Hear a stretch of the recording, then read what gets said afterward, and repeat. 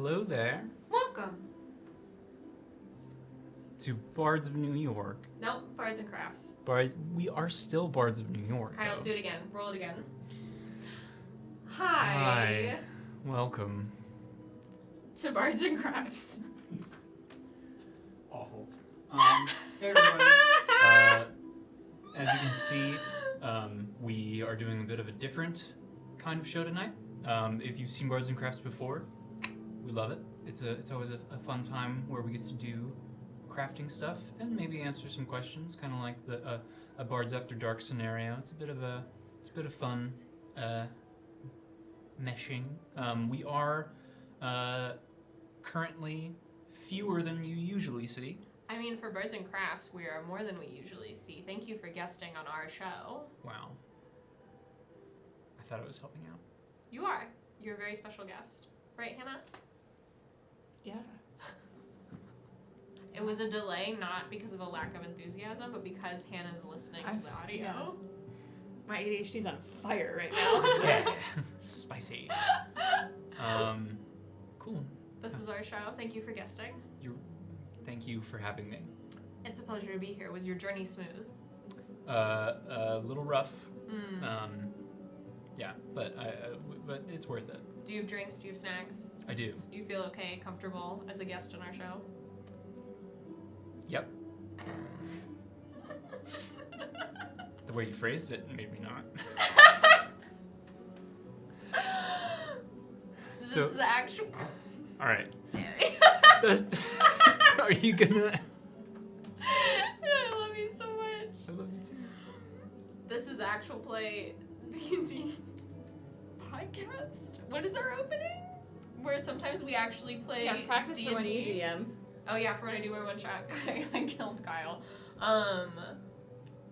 Hi, welcome to Bards of New York, the actual play Dungeons and Dragons podcast, where sometimes we actually play D&D. No. But tonight, That is the cardinal rule. I say it all out. No. The cardinal rule, and if you had watched the show previously, I've never seen the show. Casual fan. I've never once seen the show. I will say, the rule that we've set up is, it has to be. Both are the same. You either say D&D twice or you say Dungeons and Dragons twice. Thank you. I was trying to split the difference. We had like an epic battle with Woody about it. Okay, 1 second. That you can't start over again. Hi. No. Welcome to Bards of New York, the actual play Dungeons and Dragons podcast, where sometimes we actually play Dungeons and Dragons. Tonight is not one of those times. Tonight you're here for a very special Bards and Craft, hosted by your Bards Who Craft, Rachel and Hannah, with special guest star Color commentary. Kyle Knight, who will maybe craft, but will definitely answer some questions. I heard a rumor if you ask really good questions. Yeah, he said specific questions only. If you ask really specific questions, he'll answer. If you ask us questions, we'll answer maybe vaguely, maybe with a wave emoji if you're in our Discord. And we're gonna hang up some art, vibe. Tell us what your craft is, if you're doing a craft or if you're writing. But that's what we're here to do. Thank you for patiently waiting for us to do that intro, but I think 5th time's the charm. Oh, our the layout from last week is still up, or what's it called? The names? Yeah, the names are still up. So That's so fine. I'm currently playing Hannah as Sinov. I'm Gary. Bubbles is me. Excellent. And Abria is the spear. The spear. So Incredible. I was actually thinking of putting the spear. I was thinking of putting the spear in that corner, but we'll decide once we start moving stuff around. Hi, friends.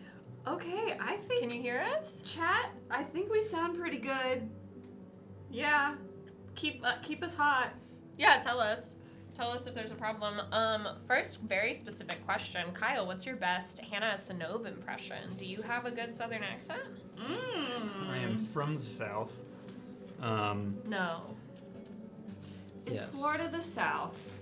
Not My- where you're, not not where I you're will from. say my part That of was a Florida debate. is not the South. No, I don't want to hear The further it. south in Florida you go, the further north you go in America. Yeah.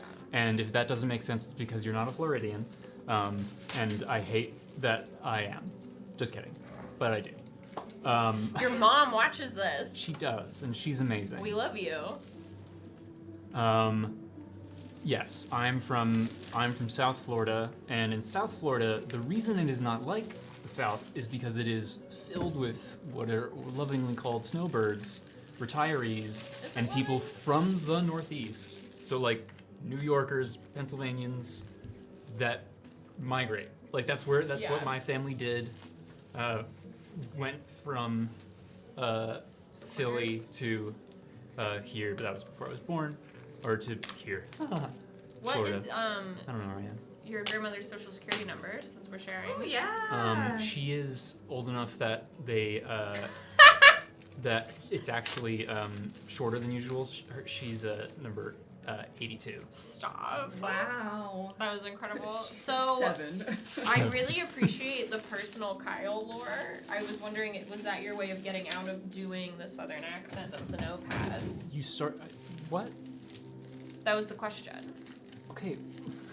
You what? But I'm not avoiding. You can keep Wow. explaining if you Wow. want. Yeah, do a southern accent. This is hostile. I'm trying to figure out how to make chat bigger because You're a I'm guest blind. on our show. Sinov talks like it's interesting because it's kind of it's not exactly Georgian or southern Mississippi. Definitely not. It's like Appalachian kind of. It's like Appalachian mixed with Idaho. Yeah. Do it. Combine them. She's like Qatari. That was much closer. Give me something to say. First to know. First She always loves to drink some tea with honey. She's and a big her fan of some tea and some honey. It's also you trying to do a femme voice. Doggy. It's That's you doing fair. a femme voice and an accent, and that's I respect that, honestly. Better than me. It's fair. It's fair. The elephants missing in the room are Will and Dan. They are currently hunting the cryptid, Known as the Rat King. who kidnapped John. John, and if you guys remember previously, John has had a tough saga with the rats underneath the city of New York, and they took him back, and so The Rat King took the Rat Daddy. and the Rat King Oh. took his daddy back. Put that on a hat. So Rat it Daddy is on the it is hat, right? Will and Dan's job to save our Sweet Lagoon. Sweet Lagoon Thank you. Jarn. I'm glad that's caught on. I only say it because you said it out loud. And that's just what I now. mean, it caught on. That's not what caught on me. Stop trying to make fetch happen. I will try. Oh, do you know if you've received the Small Z care package? If it was this past week, it might be in the P.O. box and we just haven't gotten it yet. Since this is our abnormal time and our post-master monarch, is that what Will's title is? I Isn't like here it to bring us our mail. because, as we said, he's He's hunting the Our Rat King. schlepper. Our package schlepper. Carries That's what he packages. is. Send us so many things. Send us like very heavy things so that Will can carry them to and from the stream. Yeah, on the subway. Yeah. Hannah, a good question for Hannah from Elizabeth. I would love to know what eyeshadow you're using because it's gorge. Thank you. It is from a Barbie palette. I don't know the name of it. I can take a picture and share it in Discord. It's from, shout out to my brother's ex-girlfriend. She left it when she moved out and didn't ask for it back, so. Hannah, Nice. you have this. You still have the same palette? Yeah. It was fine. I didn't open it until like 4 months ago. It's fine. Okay. Rach, So it wasn't used. No. It wasn't used. Yeah. No. you, What's your you concern? did. You're only because I know you and I watched It's it fine. happen. You just watched it. You learned the intricacies of makeup From the cleanest hygiene person I know. from your sister. Yeah. But like I didn't know when I was younger, but like you're only like how you're supposed to change out your mascara a certain amount or the eyeshadow. I didn't know, so then my brain just went to how long ago that was, and I thought you've been using the same palette the whole time. That's fair. Thank you. I see bony foliage. What? Bony foliage. For life. Maybe. Where does Bony? Where does JB? He actually I'm pretty sure he either ran out or was like really low. I thought he ran out. I can't remember. When we were in Valyria, he had to smoke a lot because of Voltaire. I'm sorry? I don't think of it at all. Did you just say until Joltaire? That's what I thought his name was. This is a Bards and Crafts Kyle ships it. exclusive. I don't want to be here. Joltaire? You want to be here. You love Is us. Apollo here? We're two of your favorite people in the whole wide world. Apollo, I hope you're in chat. Apollo, are you in this Chili's tonight? I've been watching Hunter x Hunter, so I had to also move away Hisoka from my brain when producing the name. Question for you. I don't think of that person, Voltaire, without it being shown to me as the shipping thread. Interesting. Question for you. Okay. You have to choose JB and Voltaire, JB and Hisoka. Voltaire. I Because haven't seen Voltaire's Hunter not a x Hunter. predator. I don't know what's Yeah. And like he's definitely shifty as fuck, and I wouldn't trust him with anything. But like, as much as I like Hisoka as a character, like, even moving past that, which we shouldn't, but even so, even moving past the fact that he is extremely problematic when it comes to his kink. He's got a. I've not seen the violence show. kink. Even- He's just really even- horny for violence, and it doesn't matter if it's in a child. He just wants to fight. God. Yeah. But it very specifically manifests as him being horny. Okay. I don't like this. No, it's not. Sometimes you love Hisoka, and then other times you're like, step away from the children. I don't like this at all. I will not be watching I the remember show. texting John at like 3 a.m. being like, John, what show are you making me watch right now? He's just gonna kill him. One day. But what I'm gonna hand this to Kyle. Yeah. Ooh, I like these frames. Thank you. to completely answer the question fully through in my brain, because the character Hisoka is very specifically about the bloodlust aspect, I'm saying that JB would be like, oh no, you need to die, like, immediately. With Voltaire, he's like, stay the fuck away from me.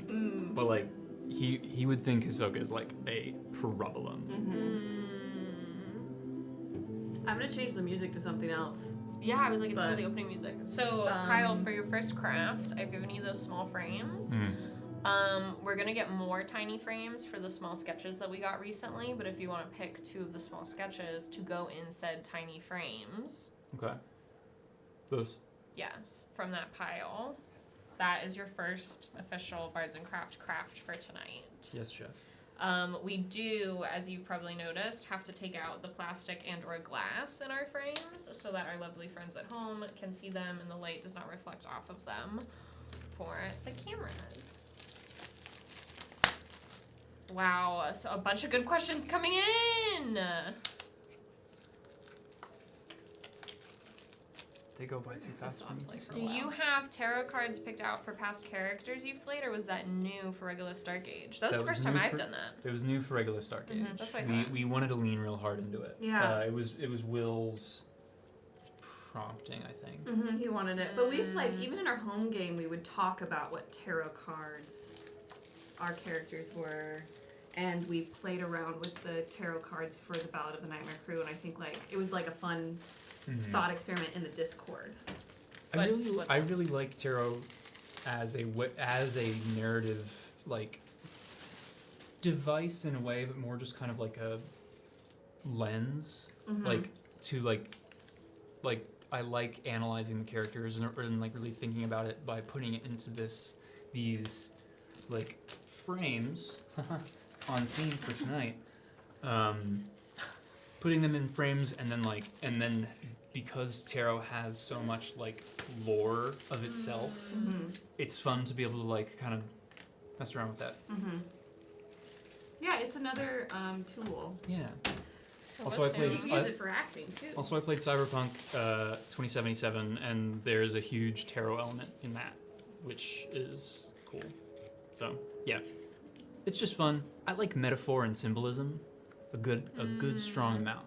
So it's it's been really cool to have those. I'm a hoe for a symbol. Put it on a shirt. Put it on a shirt. I'm a A hoe hoe for for a metaphor. Yeah.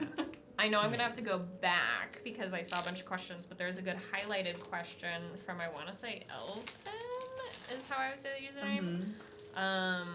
May I ask question? Do y'all have a warm-up ritual before the stream or cool-down thing afterwards? We definitely have pre-stream rituals that we do. Take a shot. Well, we do take a shot. I That don't. does happen. Some people don't. Some people don't. It's me. The babies. We all have, I think, our little rituals that we do, Yeah. like any actor would have them. But we have family dinner So no these. beforehand. No, no. And we all sit around the dining We have dinner. table and kind of like chill, which is really nice. I love it. really love And it. just catch up. Yeah, and But- then Will has like certain songs he plays before. Yes, we when have we're all warm-up here to get like songs. hyped up. We have a warm-up, and then that list of songs changes for each book. Yes, It's changed, and I think that's a tradition we'll probably keep doing. Yep. I want to for every game, but Just wait until I'm in the Ah, chair. I can't wait. But then with the shot that everyone takes, nice shot of water or whatever I'm having, we then also do like a little toast, a little cheers Yeah. for the week. Yeah, we do. And should we tell them about the toast and what happens when we toast? yeah. Should we? It's a It's you know how terrifying. there are rituals around toasting of Terrifying. like bad luck or like it like Yeah. essentially the idea, and I was introduced to it from y'all. It's me. Okay, It's me. it is you. You started this. Yep. Yeah, if you don't make eye contact with the people who you're toasting with or cheersing with, you get 7 years of bad sex. It takes forever to do the toast. And so we've all then, after we toast, manically look at each other like, The problem is the mania. We That's really actually- tried to address it with the new year. I think for like the new year we were like, all right, let's chill. just make it like a pleasant Nope. meeting of eyes of like, I yes, have ADHD, I can't do that. friendship.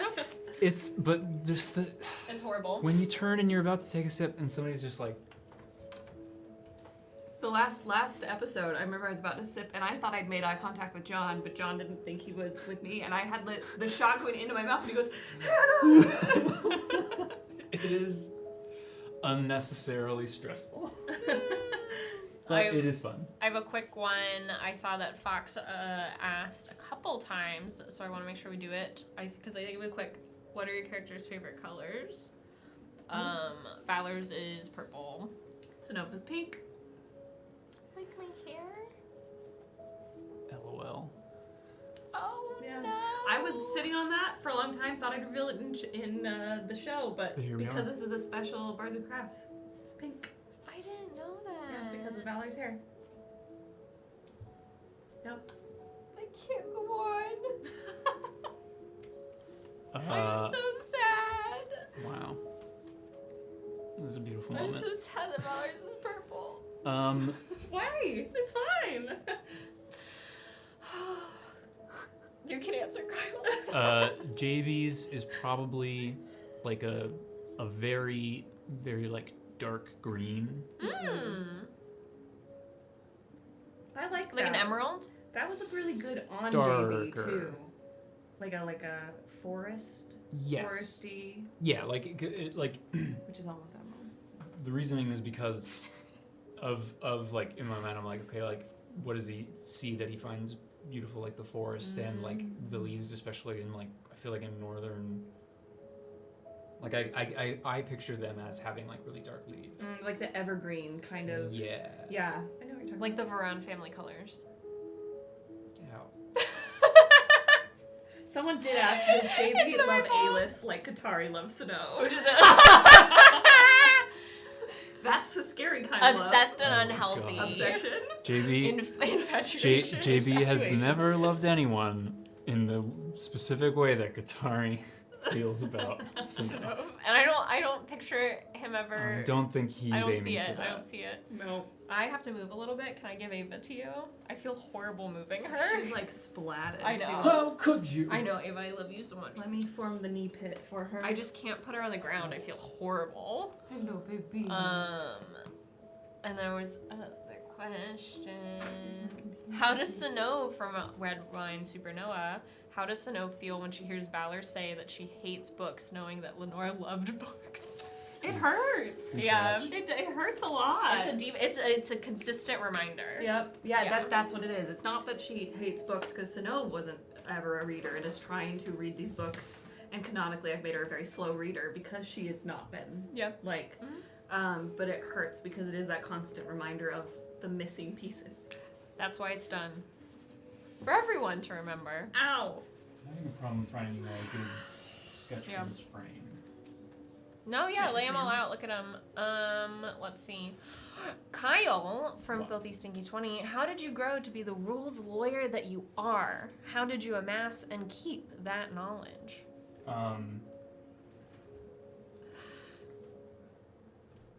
There are many different kinds of intelligence, and Good start. Good start. essentially it was probably just from like listening to other D&D streams, because like Woody is who taught me how to play D&D back in 2018. Yes. So then it was a lot of I worked as a doorman. Dorman. Petition to just change everything to like IN, like Pikmin. Human. Yeah, human. Like I would say, Coupon. Take the instead gender out of it. coupon. You know, I don't know. Min. Different Like conversation. my last name. Yeah, Min. like Minchu or Pikmin. I worked as a doorman at Tavern on the Green for quite a while, and I would, especially in the colder months, be standing out there, and it would be pretty much like nothing going on, because I had to stand outside because In the winter. yeah, and you know what? I don't work for them anymore. With rabid raccoons about. Yes, they weren't There were rabid. some They had raccoons. distemper. They had to Very stand for the one specifically, summer. I did see a raccoon. All right. Yes. Okay. First, Time out. answer the question. I would be listening, just to like, obviously, Critical Role, for the most part, because I was really getting like introduced to D&D at that time, and so like that was really the only way to like participate in it. Because we didn't have like everybody in the city, and we weren't like doing this kind of thing. And it's just I remember rules. I kind of That's just just do. how your brain works. Yeah, like hearing them enough times. Yeah, and I Just like sticks. and I like words, and I feel like I remember like the way things are said. I like words. I do. I like Yeah, the yeah, words. I like words. I like words. No, like I literally want that on a hat in the same girly pop font. I have a love affair with words. I like words. I'm casually dating words. Words. Why? What do you give me that words does? I almost spit water all over this beautiful art.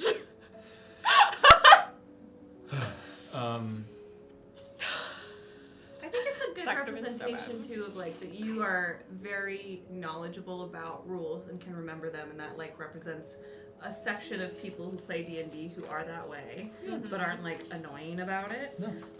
But then there's other people who like have all the law in their brain and so can't have all of the rules from D&D in their brain. I don't know any of the rules. And I like have ADHD and keep switching classes, and so like we're not gonna remember everything, and you're just like cued, and so it's a good representation of like the spectrum that you can have Absolutely. at the table. So yeah. I'm doing a little art fashion show. I over wouldn't here. consider myself a rules lawyer. It has a lot of connotation to it, and I don't feel as though I fit into all of the connotations that it presents. I think that I am I'm a history buff. when it comes to it. Like a history dad, but for D&D But rules. for for D&D D&D rules, rules. and just D&D 5e, like it's specific to this. Yeah. Just that. Yeah. And I'm also totally cool when we break the rules. And if you check our TikTok comments, we do so often. And they never And let those us are forget rules it. lawyers. Like Those I'm are not rules I'm not lawyers. here to Yeah, do yeah, I'm here to like This help frame help for the JV art. work out like for the DM or just like for as we're doing it, like, all right, especially when we're doing soft magic or we're doing something that's like a little different, it's like how does this fit into what the rules as written are? Yeah. Because it's I don't know, it's fun. It's almost like a little puzzle. Yeah, it's with anything. You gotta know the rules so that you know why you're breaking them, when you're breaking them or deviating from them. Like, I always just think of Shakespeare and like when I was taught classical text and they were like, we're gonna teach you all these rules and then you need to fucking break them, but you gotta know why you're making those decisions. Yes. So yeah, I agree with that. it's not a textbook. No. It's not a textbook. It's a life book. It's a way of life. It's a game system. That is imperfect because they keep updating it and changing it. Yes. And so it's good. It's fine. And end story. I saw a raccoon. With distemper. I forgot we were there. It was early on in my New York experience. Yeah. When we were first here, there was like That was our first year. there were rumors about that there was problems with raccoons in the park that had distemper. Distemper is a type of rabies, I think. Some sort of. It's a different thing. I think. I'm not a raccoon scientist. I can't hear I raccoon gave- without. I gave up on that dream. I just can't hear it without thinking about the Spotify comment. There was an Oh my God. unparalleled Spotify comment Out about yourself, Valor. out yourself in the. I can't hear chat. it anymore. You guys have to stop saying raccoon. I'm gonna It lose made my me, mind. like bend over and wheeze. It was so funny. Essentially, I was standing alone. It was nighttime. There's nobody in sight. Oh, we're still It's the here. park. It's in the dark. And I was kind of just like standing there looking down. A big fucking trash panda Thank you. walks into view, like looks at me, I look at it, and we just like stood there for a second. And I was like, and it went. So. And then you went Yep. back to hold the door. Yep. Yep. Nice. It looks so cute too. Nice. Didn't you have to wear like a cute little top hat? I had Top hat. it's not just the top hat. We It were was called top hats because we were wearing so them. cute. I had to wear white button-up shirt, a vest that they provided that had like intricate like embroidery all across the front. We shared them. Not sure how often those were Yeah, I fucking was washed. wondering if it smelled. Don't worry Disgusting. about it. And then I had to wear black slacks with these things that you put around your ankles. To make it look like you're wearing boots. To make it look like you're wearing boots, but it, I believe for like riding like horses, like it had a specific name for it. Oh, I just broke that. Oh, I was using it the way it's not supposed to be used. So strong. wow. I've been trying to get Valor strong. Yeah. Wow. Wow. Totally broke that. Don't worry about that. But No yeah. one look over here. So on the I side of had the those table. things around my ankles, so completely cutting off airflow. I did have to do this in the middle of winter. I I remember. also had to do it in the middle of summer, still with the whole fucking get up, including a top hat. Yeah. We And- saw that bicep, Rachel. Funny. Listen, guys. I'm working my way up. I also saw a question a long time ago. I know you're tracking the highlighted questions. I saw a question before that was not highlighted, but I believe it was from Vesper, and it asked how we feel when y'all roast our characters. I feel really seen because it makes me feel like the flaws and weird acting choices we're making are noticeable. What was the question? It was, how do you feel when we roast y'all's characters? Oh, I love it. I was getting roasted yesterday in Discord, and It was so funny. Roast me more. Yeah. Roast me. Because, like, Therapy. we've talked about it a lot. We talked about Bards After Dark. Like, we're creating characters with flaws and that are weird and, like, make odd choices, and it's really funny when that's perceived. Yeah. Yeah. The person who is joining us next week was messaging me about some stuff, and the Pirates of the Caribbean thread continues. Oh my god. Oh, I- Squid? No. No, No. that wouldn't make There was sense. just like one detail where I was like, Okay. This is what Oh, that I is. can't wait. I maybe can't my wait. brain is just like always in Pirates of the Caribbean. Maybe. Oh, I can't wait. This is gonna be great. But there were a bunch of other really good questions. I don't want to put "and you come" on this. I do. Okay. Why not? I want it. Here, I'll do it. No. Give it to me. No, I'll do it. Oh. I'll do the job. I'm just saying. A beautiful sunset, and you come And you come. out. I know. Oh, there was Lilaco Gardens asked, does your character believe in fate? Why or why not? And what aspect of fate do you like? Do they like the most? Ooh, I love that. Do you have an answer? Go, yeah. You go. I think that at this current time, Valor believes there are things that are supposed to happen, but that does not mean that it cannot be changed. So I don't know, like, the way that So I no. think... Yeah, the way that I think of, like, what fate means, I don't think she believes in it in that way. But she's definitely, like, there's an order, there's a plan, there's a way things should go. Mm-hmm. But it's not, like, absolute. So, okay, so there's... Yeah, okay, I see Yeah. that. Like, it's always open to deviate from Yeah. the plan. Sonova believes in fate. She also believes in manifestation, but she thinks that if you are manifesting it and it happens, it was meant to happen. Like, it was always meant to be this way. She was always meant to be. She is fate. Yeah, she is fate. She is fate! Do you have tiny Yeah. scissors I can use? Tiny scissors? No. I don't want to bend the art. It's just, Slightly too big? like a hair too I have big. those kitchen scissors. I could use those Yeah? if that's fine. Yeah, I'll grab It's either those. that or eyebrow scissors. Or I do have fabric scissors, which I don't want to use. I don't on want to use that on this. I'll use the kitchen scissors. Good job, Kyle. And you come out. How was your first craft? Exhilarating. Beautiful. Do you want to paint it a pretty orange color? We didn't grab the paints, did No. we? No. Well, no, because the frames are nice. Yeah, they are cool. They're cool little Yeah. frames. Where's it going? You can pick chat. Where do you want the "and you come out" picture to go? Honestly, and all the other art we're putting is pretty big, so we're gonna have to rearrange things anyways once all the Yeah. art is framed. I don't know if Gravel is here. Gravel, we're framing all of your incredible art that was sent to Yeah. us. Why is the song playing? Let me, What is go it? grab Just scissors. quiet. You can preliminary pick a spot. It might change since we have so much to hang up. My idea was we could relocate the beautiful dragon whiskey bottle and put it next to the map of Cordia because it is from Ballad of the Nightmare Crew. I don't know what chat thinks. Z says under the big embroidery. Dory May says on the door. Grumble Volcano says right above Hannah's right shoulder.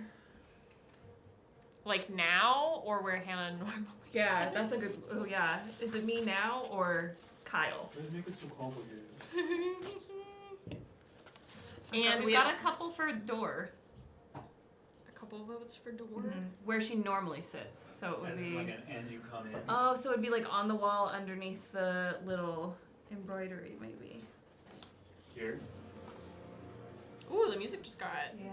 intense. These are this is my bean footage research playlist on Fantasy Plus. Oh, I love that. Yeah, I've been trying to find songs for our bean footage. So I haven't found one that's like that immediately makes me think This is it. this is it. Like verse 5 of Ballad. When I heard that song, I was Yeah. like, Quite thick. I can see it. We might need to talk to our friends at Monument. Yeah. It's up. Because they do such a good job.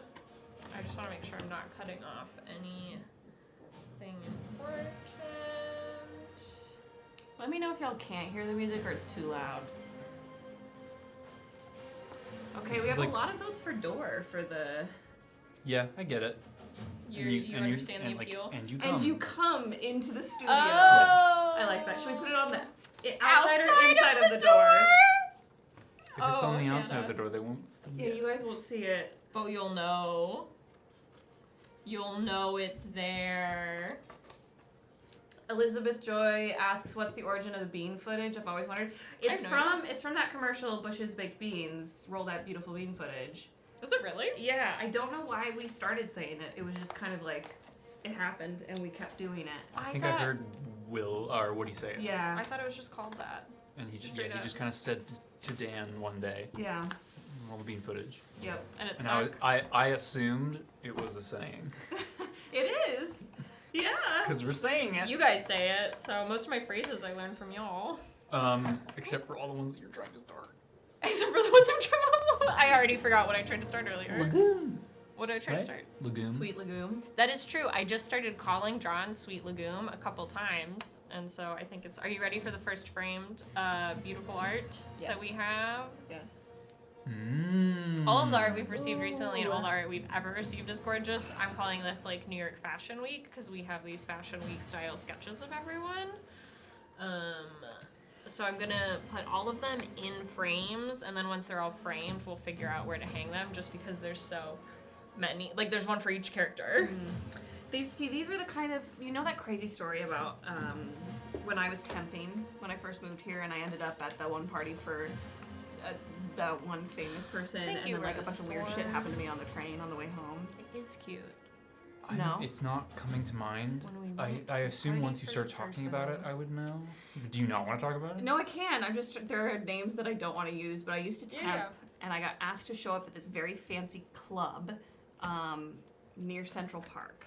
And I wasn't told anything. They just said show up wearing, you know, all black Yeah. and meet.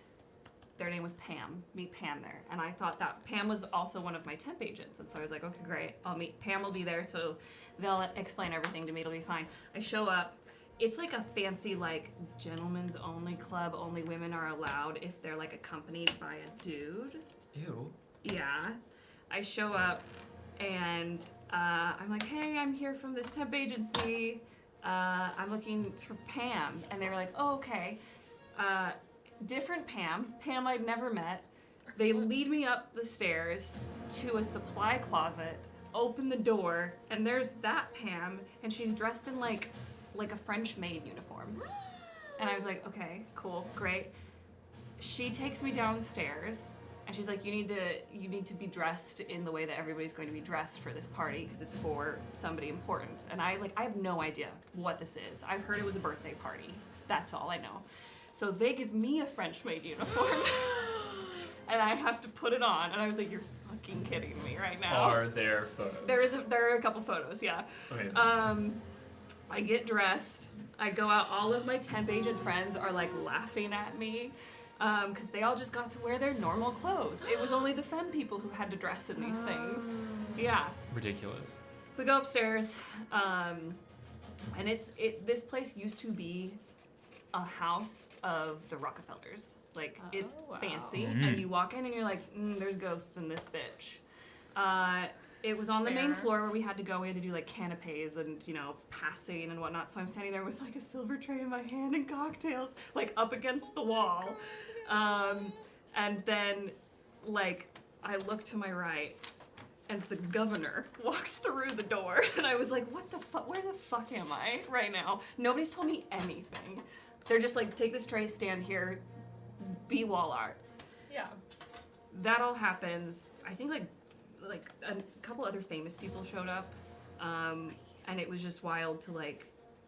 It just felt really surreal because I have up until this point had temped like, you know, at WeWorks and stuff and, Sure. and like events like that. Yeah. We did like desk stuff. Yeah. Yeah. We go upstairs, we do the passing of like the food where you hand it out. The chairs and the tables are so close together that me, with my fantastic ass, has to stand on my tiptoes to get my butt over the chair and around. But I have this little French maid uniform on, and it keeps getting hooked on the chairs, and I've got like 3 plates on each arm, and I can't do anything. And so I had to like, Yeah. like get out like this, and then keep going. We finish that, they bring out the cake, and they give toasts. And every toast is in song. What do you mean? What do you mean? What do you mean? In song. It's in song. With accompaniment?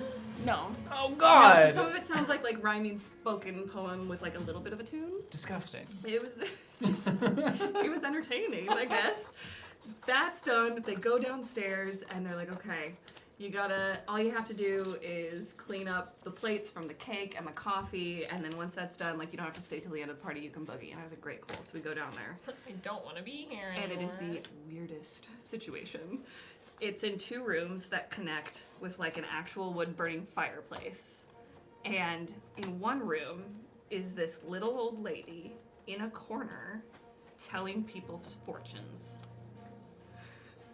As The part of scary as part of the music. party. Yes. The Okay. scary But I- music. but I don't thought know. for a second you were saying it's like, oh no, She's a ghost. she's just there There's and a she gives ghost. fortunes. We're not gonna touch her. No, I don't know. Hannah. Here's the thing. I don't know if she was a guest Maybe and decided to do this, or if she was like hired to do this. I even never heard this story. Really? Yes. Never once. Because Yes. I would remember it. So she's there. She talks to me a lot and tries to get me to like give her a bunch of cake to take home. I help her out because she's very interesting. I walk into the other room Give me cake and I'll tell you your fortune. and there's this woman who is sitting there with these. This is why I thought of it. The fashion drawings, and Oh, anyone okay. who comes up, they'll draw one of these for you, which was really cool. But she had like 6 different cocktails next to her that she was drinking out of, all of these pens and pencils, and they just like brought in this like antique old desk and set it right in the middle of the dance floor, and then people were like drawing for her, or she was drawing for people. Huh. Cool, not the right place. At the same time, grand piano, 8 feet away, playing Broadway show tunes, and people singing, and Oh then my people God. trying to dance to the Broadway show tunes. Crazy. Crazy. I was like, this is super fucking weird. Is this how the rich and the like elite and famous live? Because I don't know if this is it. I don't think this is it. Fortune telling cool though. The fortune telling lady, she was a vibe. She could have been a witch that I only She- There is no way that a fortune teller lady was hired for that. That was a resident of that home Yeah. So from the 1800s. the story is not finished, so I Oh, finished work there. It's like it's about midnight. I called Woody because we were living together at the time, and I was like, "Hey, I'm on my way home. You won't believe the kind of night I had." I get on the train, and I'm like, "Okay, good." And I do the thing where I have my headphones in, and this drunk couple sits next to me, and they're talking. And so I just turn my headphones off and listen. You got Yep. to. And they used to date. They used to date, and it ended horribly, but they are still clearly in love. But she was dating somebody, she's dating somebody else currently, but they had met up. He was at a restaurant, and he waited there for hours for her. She never came. He packed up the food with her, and she was drunk at some other bar, and he picked her up, and he was, like, taking her home on the train, and he lived in a different borough. If he wanted to, he would. And she was like talking about her boyfriend, and then she'd pull up photos of the 2 of them, and she'd be like, "Oh, we're so cute," and she'd like rest her head on them, and I was like, No! That hurts so much! "Yeah, No one deserves that. yeah." They get off. I was really worried that we were gonna get off at the same stop, and Yeah, I would like be too. be their neighbor. They get off, and then this man in a donkey onesie gets on. I'm sorry. Yeah. So, the couple gets off, Yes. Couple gets off. Okay. and a man gets on. An adult man. A man and several construction workers. What Were they together? No, what time was it? What time was it? It was like Huh? 2 a.m. at Yes. this point because the trains were delayed, so I had to keep Yes. like switching. And people are going to work at that time. Yes. Yes. So Generic donkey or donkey from Shrek? I wish it was like Or it like, was like Eeyore? it was like Timu donkey onesie. It looked like it had been well loved. So he gets on with the construction workers, and it's like the construction workers, me, and another gal, and then the donkey guy Is this still happening? at 2 a.m. How is this still happening to me? It's like, okay, I had my phone out just in case I needed to film something. Yeah. And I do have Your murder? I do have video evidence of this moment. But it's not of him because I was too afraid to film him. Yes. 'Cause I didn't want him to come at me. Yeah. They can sense when you're Yeah. filming them. But you can hear him. Yeah. And he gets up, and the last two people get off the train besides the construction workers. He stands up and follows them to the door, and then the doors of the subway like shut right in front of his nose. And then he spins around and pulls out this like portable karaoke like thing and starts singing that he is the honking donkey, and he's here to make everybody smile and sing. And then he brings out, I shit you not, a tambourine, a goddamn tambourine, and starts smacking it around. And it is me, these construction workers, and one other person. I don't know what he was trying to do. He was trying to make your day. He's trying to make you smile, okay? Hannah! I hope it's spreading joy to all of you. Oh And my god. No, a bunch of people said they're never gonna move to New York City now. I was like, people will Salvador, not believe right. this night is real. No, If Like, that's the I story, sound so crazy. Yeah. I don't believe you. 100%. If And that's I the know. story that makes you not want to move to New York, you should absolutely not move to New York because that was a tame and fun It's tame. story. It's tame. There are worse. You didn't So- fear for your life. One time, this dude accosted me, Woody, when we were just trying to learn cocktail recipes for the bar we worked at.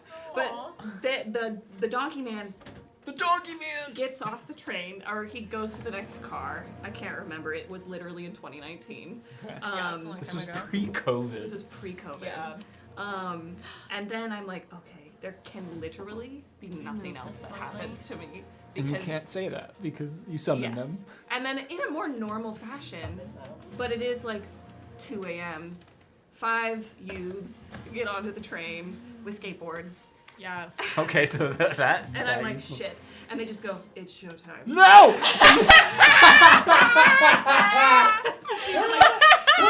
Do cool tricks up and down It's this showtime. empty subway car, which is like me and one other person. Yeah.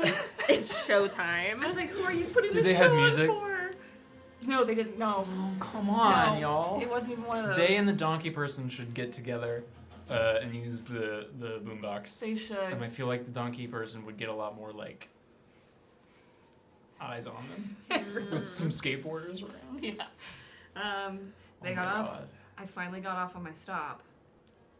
Oh, and I was waiting for my last fucking train because I lived all the way out in like Timbuktu in Brooklyn. And I called Miles. And I was like, Miles, I just need you to be on the phone with me in case any other weird shit happens to me. Yeah. And I was telling So him the fair. story of this. I'm clearly about to get abducted by aliens. Yeah. Yeah. Yeah. And below me, in a more normal New York fashion, somebody just starts, huh? Below me. It was an above ground. Above ground It's train. true New York fashion. Above ground train. Just somebody. Huh? Just like while they're walking down the street.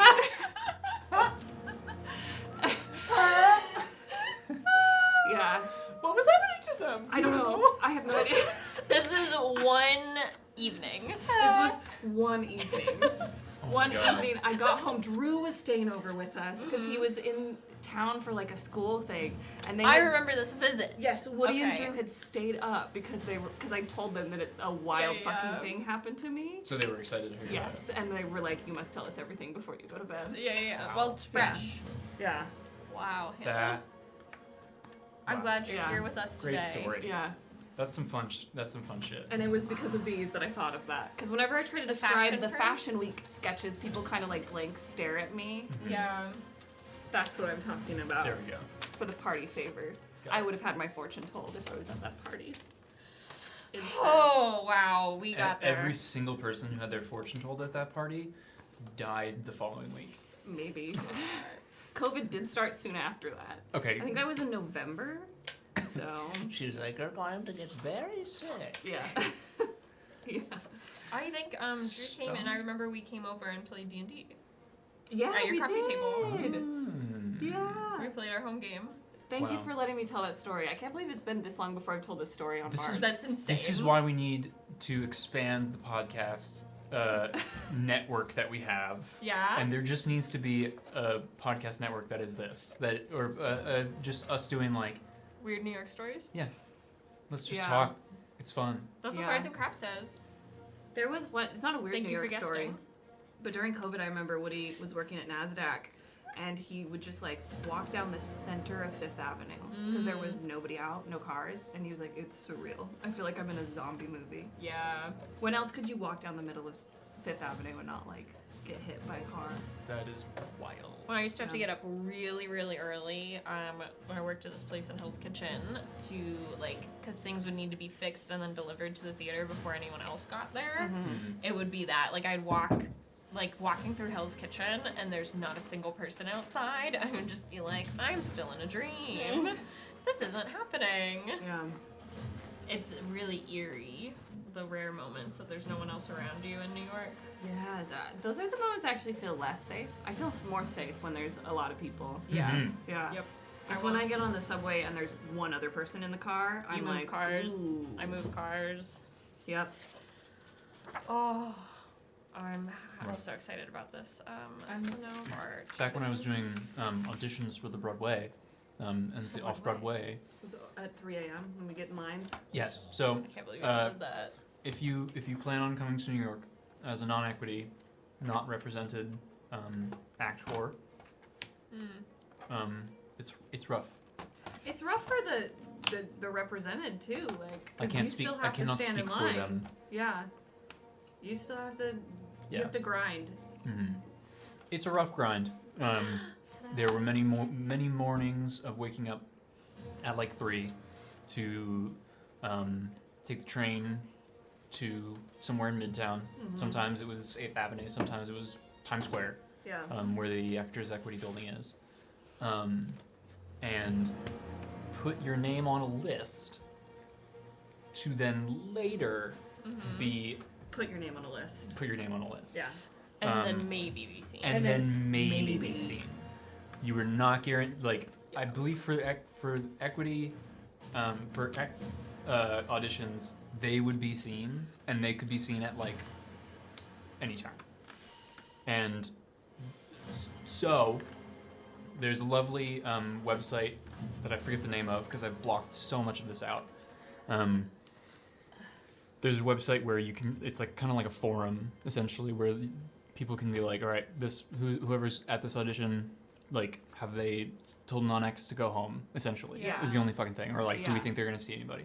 And this is pre-COVID because they've changed yeah. some things now. I'm sure. But I, one morning, walked through Times Square, and I was the only person in Times Square. Fucking sick. At like All of 3 the a.m. lights were on, so everything was on, and I was just walking. That's scary. Best It time to be was- in Times Square if you have to. Yeah, it felt eerie. It was cold. Yeah. Because a lot of these auditions happen during the winter Yeah. time. Yeah, they do. So you're freezing your ass off. Yeah. I remember one time I had to poop, A Dan story. and I was just standing on the sidewalk in a line. Where is this going? Oh, it's going nowhere. Okay. I have Kyle's still holding a on to mighty it. amount of self-control. I can clench like the best of them.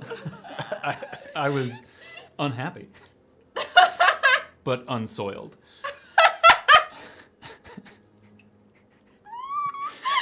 That's my memoir.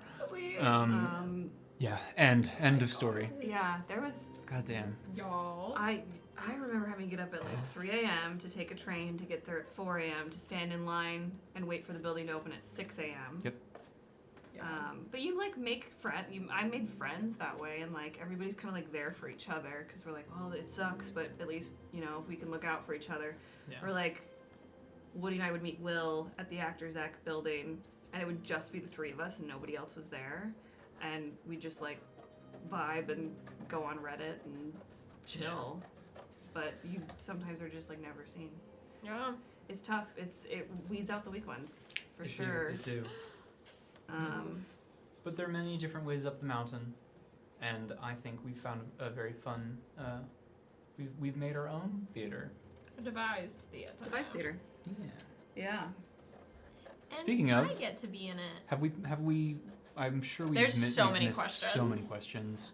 People want to know if I was still wearing the maid outfit during the subway. Fuck no. You had to give it back. It wasn't I yours. did. They wanted it back. Yeah.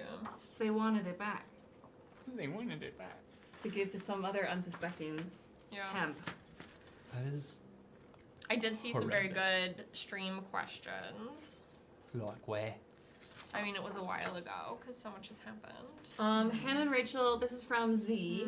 There are obviously a lot of different sibling cliches and characteristics. Is there any you think Sinov and Valor had as a kid? Other than like the stereotypical like eldest child, third parent. I mean, that's the biggest one. That was the biggest one because their parents were gone most of the time. Yeah. Which I think we've talked about. I think so, yeah. Yeah, their parents Yeah. were gone the majority of the time. So Mhm. like the top 3 oldest siblings, and Lenore was the second oldest. Nicola, Lenore, and Novak.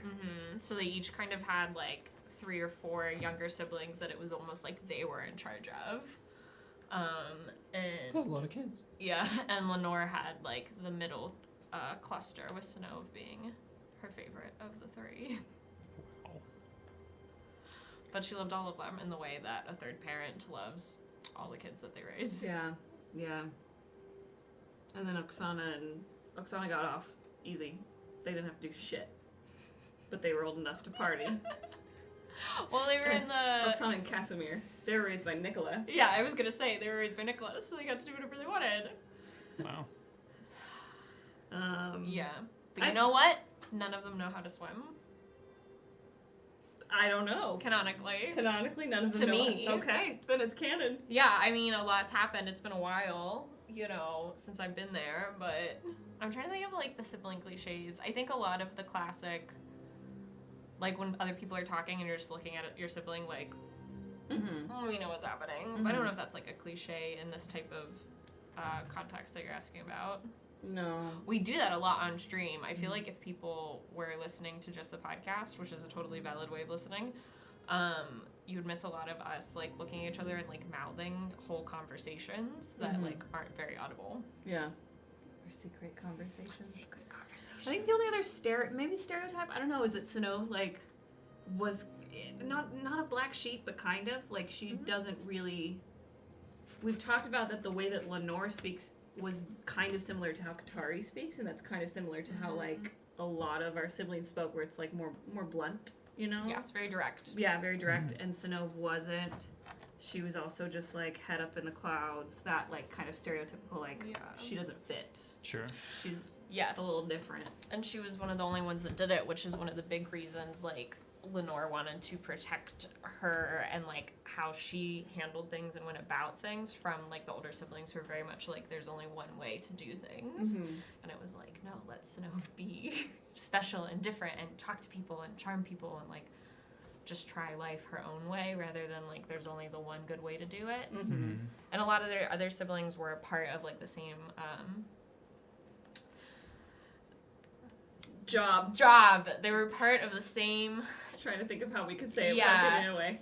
They were part of the same job, like thing Job going umbrella. umbrella going on. So they're very much just like job umbrella. wanting their younger siblings to be I like forgot them, mine at home. wanting their younger siblings to follow their path and be like them. Yeah. Whereas what I think was special about Sinov and Lenore's relationship was Lenore did not like push No. Sinov to be a certain way, but was like, because you're so different, you're gonna go so much farther than I ever could and do a different path and like have ambition that I never had. But like that's amazing that you're different. That's how I feel about my younger siblings. Yeah. I like said Miles would be the hottest and most talented of us all. And it's turned out to be true. Oh my god. I love Miles. I miss Miles. Me too. I haven't seen him in a second. I tried to get him to come for Bards and Crafts, but he had to clean his apartment. Oh my god, multiple people have asked, so I think we do have to answer. What is it? Katari's so tall that you have to cut off a little bit of feet and the name. It's all there. So good. I It's just love cut off in the frame. belt, like it's like kind of ombre. I know. It's so cool. 2 really good questions. Ask away. Okay. Speaking of fave siblings, rewording an earlier silly question, I had something a tiny bit more genuine. Which Baran is your/your character's favorite?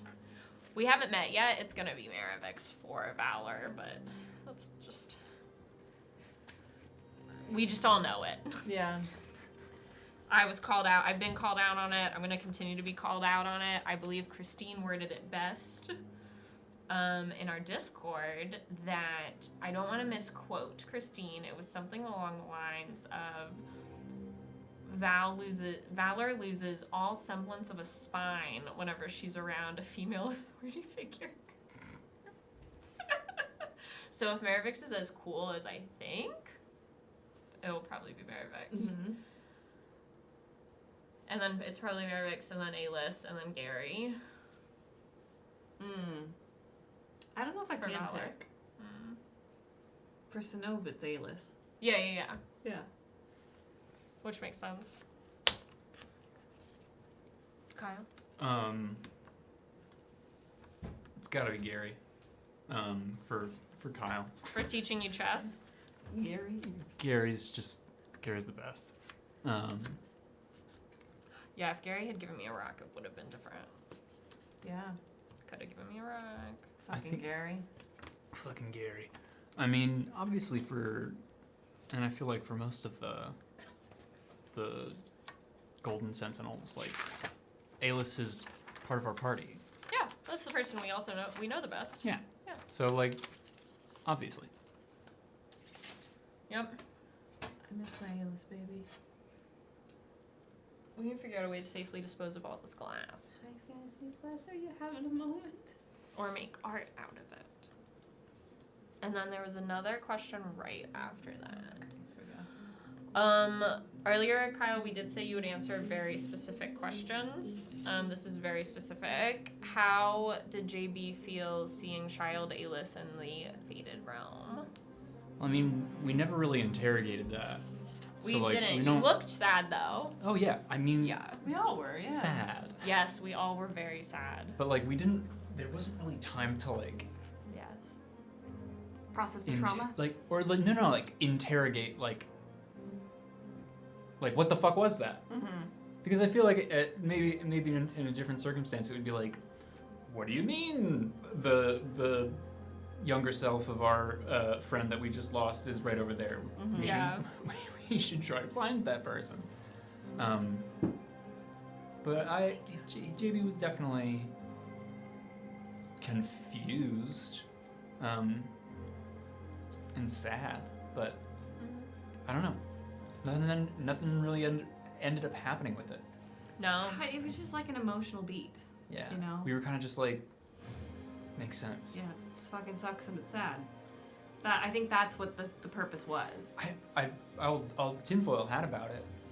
Was Yeah. that, like, was that part, and maybe I'm just forgetting that this was confirmed, was that aspect of Alis the one that she lost when she lost her magic? That's beautiful and sad. Yeah.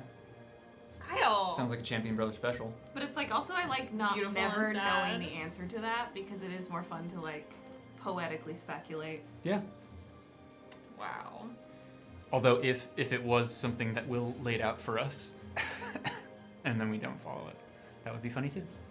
There was a lot of things happening So much. in the Fated Realm, to be fair. We just didn't have the proper time to process anything. We were getting so fucking faded. I Yeah. do see NB Chan Games ask how Woody is doing. He's doing well. Yeah. Yeah. He's recovering. And he's good. We were just on the phone with him earlier today. Literally He like sounded 2 hours really ago. good. Yeah, he's finishing up his semester at grad school.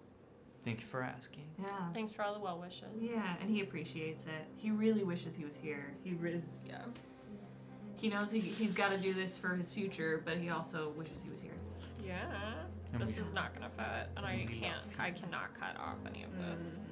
You can find a different frame. Yeah, this will have to go in a different frame. Let me see. Kyle, can I hand This this is to you very, to like, put in the art pile? Stranger Thank you. Things. I know, doesn't It it? does sound like a bit like that. Mhm. Looking for highlighted Let's messages. see.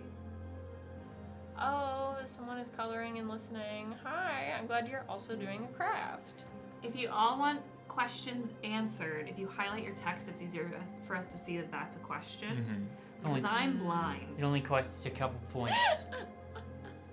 The other day when we were unboxing something and you were recording it, but you didn't have your glasses on, so you couldn't see I anything. couldn't see anything.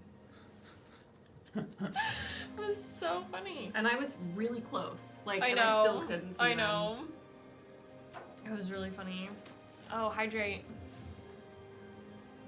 I'll hydrate with this water that I'm drinking.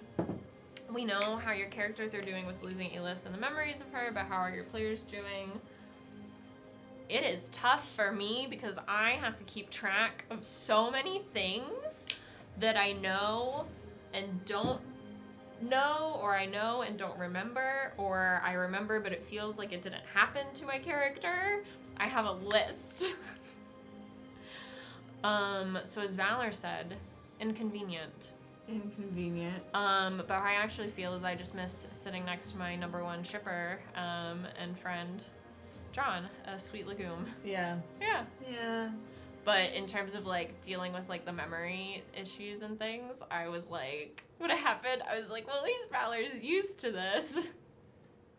Yeah, that's true. Yeah. That's true. But it's a lot just like mentally to keep up with, and I like don't want to make a mistake and then send people into like a tinfoil spiral, and it's just because I messed up. But it's okay if you mess But it up. happens. Yeah. Yes.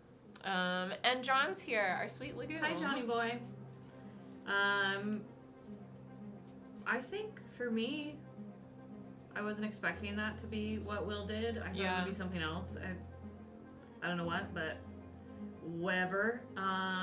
For Sinov, she heard the story of it again, and that's enough for her.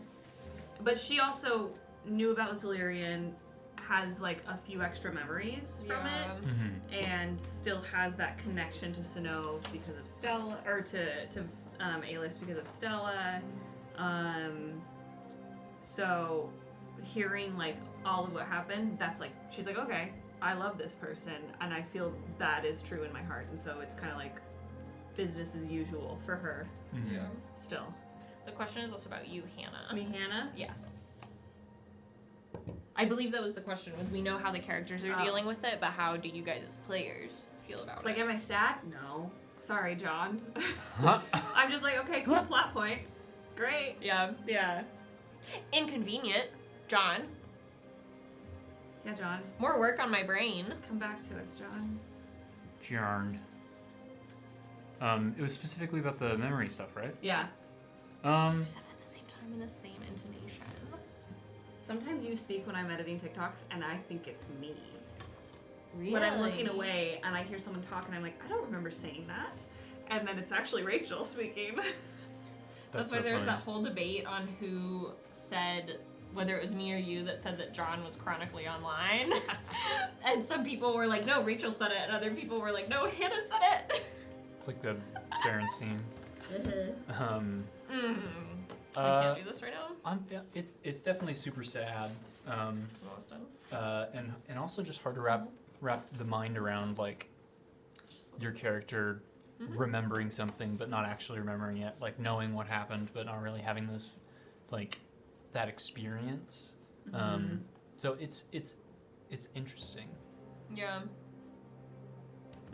Yeah. Let's see. Hera plays. What? Is there anything particular you want to see from the fan fiction writers? I like this question. I'll All of answer it. it. Do My it. favorite fan fiction is, for Bards of New York and for any fan fiction, is when people write the moments in between, or like people write from the point of view, like the internal point of view of somebody. Yeah. So you can hear their thoughts about like a moment that happened.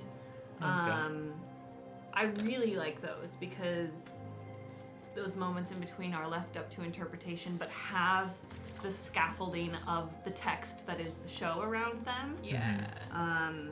It just feels like it enriches the world. That's how I got onto Tumblr, actually, was I was reading Hunger Games fan fiction Oh my god. that was like scenes written from like Peeta's perspective and Yeah. Primrose's perspective and stuff Yeah. like that, and I just really loved that. I thought it was so cool and made it like feel richer. Also smut. I'll agree with that. And and most importantly, treason is like that's you with smut. And also, and most importantly, that's smut. you. Oh my god. Please continue, my love. I'm sorry. I like how you framed that of like I'm trying to think of good words for it, but like I do enjoy when it is those moments of like inner life or like side moments that like it kind of just like adds to the I don't know. I'm having a hard time. It builds out the world. Yeah, it is kind of like enriching. It's building out, and there's nothing wrong with like making like your own thing that's completely different. Yeah. But, Oh, I like, love the AU stuff too. I think it's so fun. I love that you Thank guys you. working That in a is- coffee shop. Yeah. yeah. So I don't know. It's all great. I don't have any requests. It's all good, and it's all wonderful to read and see. There's so much of it that now I'm like, damn, I can't keep up with it, which is so cool. There's But a, I Yeah. feel like on like days where I'm not doing anything, I'm like, okay, now I can sit down and like catch up on some fan fiction. Yeah, totally. So if I don't react to everything, know that I'm reading everything. My little ADHD brain gets overwhelmed. Yeah, woo. there's a lot. I don't read it all in a row. Like I'll like not read any for a while and then read a bunch in a row. Hi, Eva. Eva with bubbles on the chin. That's so cute. Yeah, I love because we jump moment to moment, you know what I mean? Even though I could sit and role play like a full actual 8-hour day, you know? But we jump moment to moment, so it is kind of fun to see the interpretation of like what those fireside chats are and what things are like at times that you guys don't see. And it really freaks me out sometimes when I read dialogue and I'm like, yep, that's how we all sound, and it kind of freaks me out in a good way That's because it's cool. just like it's like I was saying earlier when y'all roast us on like dumb shit our characters do or character flaws. It just feels very seen. Mm-hmm. Yeah. Yeah, there have been a couple where I'm like, ooh, you know Sano's inner life a little, like, better than I would expect somebody to. Yeah, there's some Yeah. inner monologue stuff where I'm like, people like were picking up what I was putting down, and it's Mhm. nice. Yeah, it is. So keep writing it, because it's cool. And y'all are great It's so writers. fun. It's so fun. Yeah. It's so fun to read. And I feel like I'm learning how to be a better writer from it, which is nice. Yeah. Particularly, we're not gonna be inappropriate about this, but writing smut is difficult Mm-hmm. because you want it to like further the story or further the emotional journey typically. Mm-hmm. Otherwise, just go watch porn. But like going from like more of a narrative, like prose into then like the smut is a tough transition to do. That's a technical thing, and some of y'all do it really well. Absolutely. And just all of your ideas are really cool. All the poems that people shared, like then I was like, ooh, I've never shared poetry with anyone other than Kyle, and I was like, oh, it inspired me to like do that. It's just been very cool. Mm-hmm. The whole Discord community and like place we have. You're gonna read a poem. I've heard. I am. Yeah, Yeah. Not right now, but like. but you've later. committed to doing it. Yes. Yes. Excellent. Good. I was like, now? Right now. Right now. No. There's an art to it. You have to practice. Next question. Yeah. There are 3 separate questions, but I think Oh, that wow. they're good questions. That's from Vesper. Rachel, waves? Question mark. Please explain. Grew up in a beach town. I love waves. Do you want to explain the context in case somebody listening to this or watching this Yeah. isn't on our So Discord? on our Discord, I, for a very long time, actually, have been reacting to certain things with a wave emoji.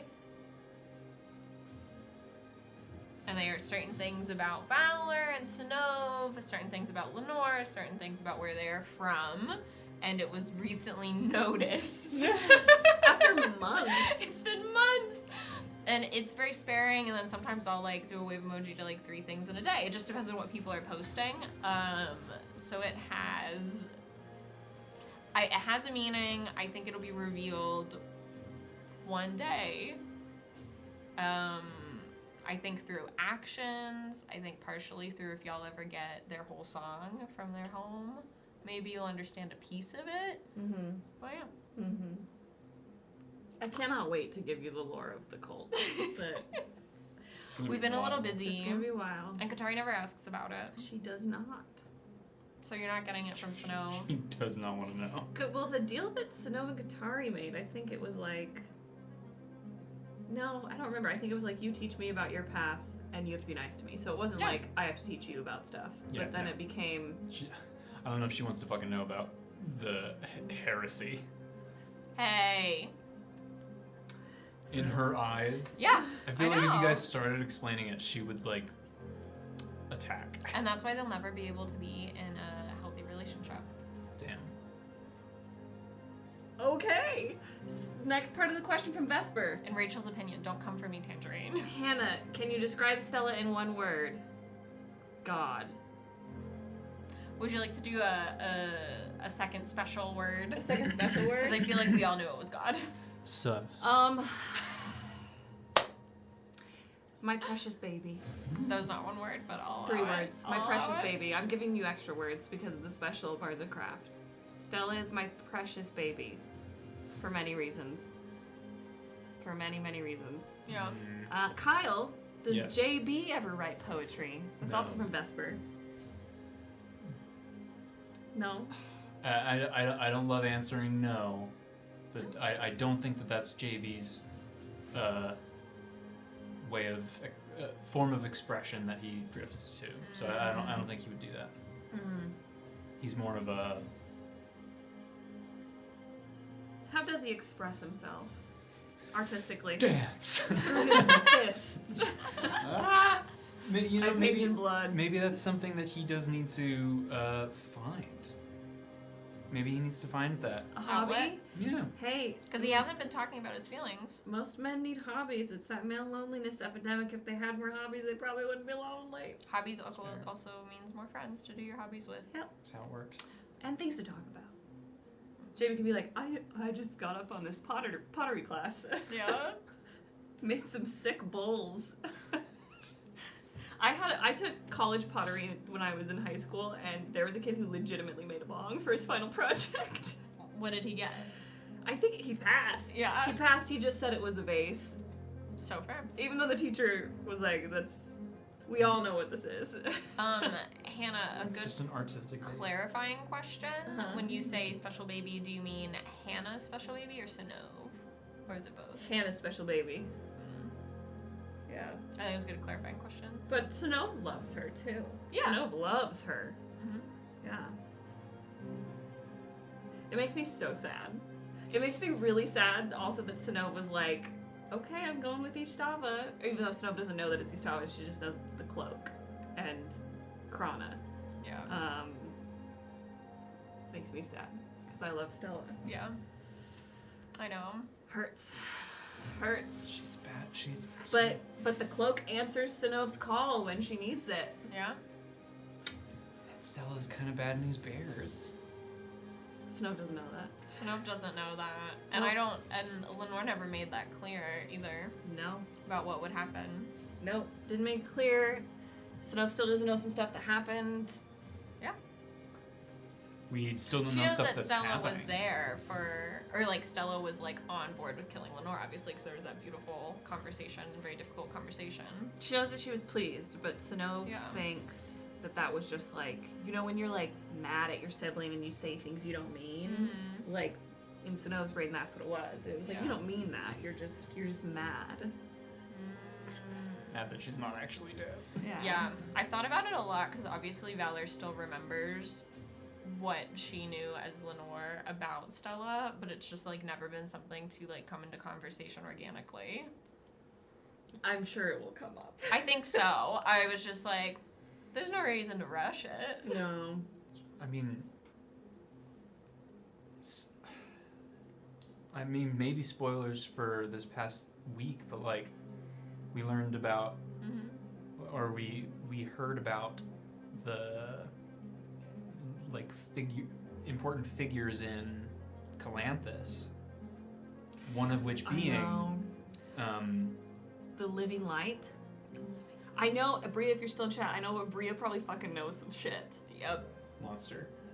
Tell us. So that was pretty wild, and it would make sense because a year has passed. Yeah. So like shit has progressed Yeah. in the Church of the Soul. Mm-hmm. SOL. Yeah.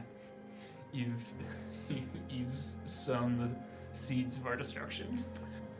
I wanted to make a cult since Genesis. And you succeeded. And I've made Multiple multiple times. cults now. Yep. Well, that was like the day of Undeath and like all that Will and I world built together. I was like, yeah, there's a cult of liches Yeah. that kill Istava. That's fun. Why not? Istava fucks around and then found out. Don't we have one of their books? I fucking Yes. forgot about that shit. Yes. There's so Sinov much. has never forgotten about that book. Just because Valor fucking has it, she knows she can't get it because it talks. You'll never be able to get it out of my cold dead hands. Wow.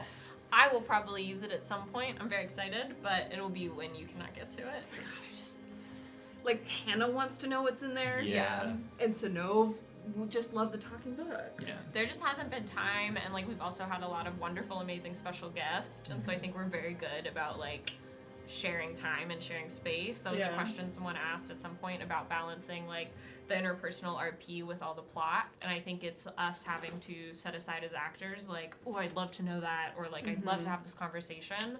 We have other people at the table. We have multiple stories and romances and breakups and important plots going on, or we have people that we have a shorter period of time with. So I think we're very good about, while being authentic to the characters, giving space to everyone at the table. You know, because we could sit down and hash out Sinov and Valor shit for like 12 hours We could. straight without stopping. But Bards is an ensemble, and there's always a bunch of us here and a bunch of really interesting stories, and we're all fans of each other's characters. And so it's like balancing the like having those little personal moments while having insane plot things happening and insane fights. And I think it's also fun, and I learned it from watching you guys, about like interjecting those character choices while we're having fights, while we're having those big things. You do a great job. Well, thank you. But I learned that watching Ballad, because in our home game when we first started, I did not do that. It was like fights were very mechanical for me as I was learning how to play. Yeah. So that was, I jumped a couple questions, but I saw that and I just wanted to address it. So I thought it was a good question. I think it's a lot of intentional, like creating space for each other and everyone who's here. Yeah, that is a thing. Like, it just makes me think of like when Abria was here, and I remember I was like, Sinov wanted to talk to Decima because Decima was clearly associated with like things that she's interested in. But I also, Hannah as an actor, was like, it might open the door for like Decima to share something about themselves that we as the audience haven't learned. Yeah. And I feel like we do that for each other a lot, and that's a fun game, is to like, it's that improv bit of like, okay, reveal something. Yeah. Here we go. You extend a hand and give the opportunity. Yeah. Yeah. It's fun. I love improv. Improv's Woody great. said he was like, I went to grad school, and in all the devised stuff, all the improv stuff, all the like thinking on your feet shit, he's like, we've been doing this for 5 years, and it's so easy because of that, because of Bards. That's awesome. Yeah. Yeah. I love to hear that. Yeah. This has definitely been like a perfect marriage of like my experience performing growing up and all that kind of stuff. Like I've done improv since I was in like the 3rd grade. Every summer I would go to an improv camp. Like the little nerd I am. You got a lot of bitches, didn't you? You paused after you said perfect marriage for just a second, and I was like, oh my gosh, was that the sentence? Keep talking. I'm gonna find a new song to play, even though this song does slap. It does. Oh my gosh. But yes, I think that I really love improvising with y'all, and like it is really cool that this is a this is a like sub. It started out as like oh yeah, like D&D and like you can stream D&D. It's just like the game. It's like no, this is also theater. This is also like a subgenre of devised theater, subgenre of improv.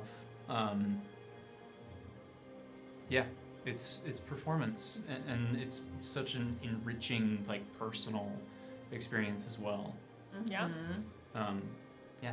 So we are super lucky, and thank you for watching, because that is amazing. That's what makes this possible. Playlist ends it. I forgot about that. While you're looking, I will answer a very short question that I saw from Fox Spotter. How did you decide on the name Valor for your character's comeback? That was, I knew I wanted to do a V name, and it was the first name I thought of, and then I was like, I don't know. I think I remember telling you about it, and I was like, I don't know. It feels like it's too much. I'll keep thinking on it, and then I had a list of different possibilities in my phone, and every day I just kept coming back to Valor, and I was like, I don't know. It's just like, nothing else seems to fit, but I just don't know if it's like too much as a name. And then I remember deciding I would do it, and I sent it to Will, and I think he just in all caps was like, Valor goes crazy. I can see that. And then I was, because Let me know if that's too loud. I knew I wanted it to be a V for Vikestar and to go with that, but also it's a thing with how hollows have names. It needed to be kind of like a concept.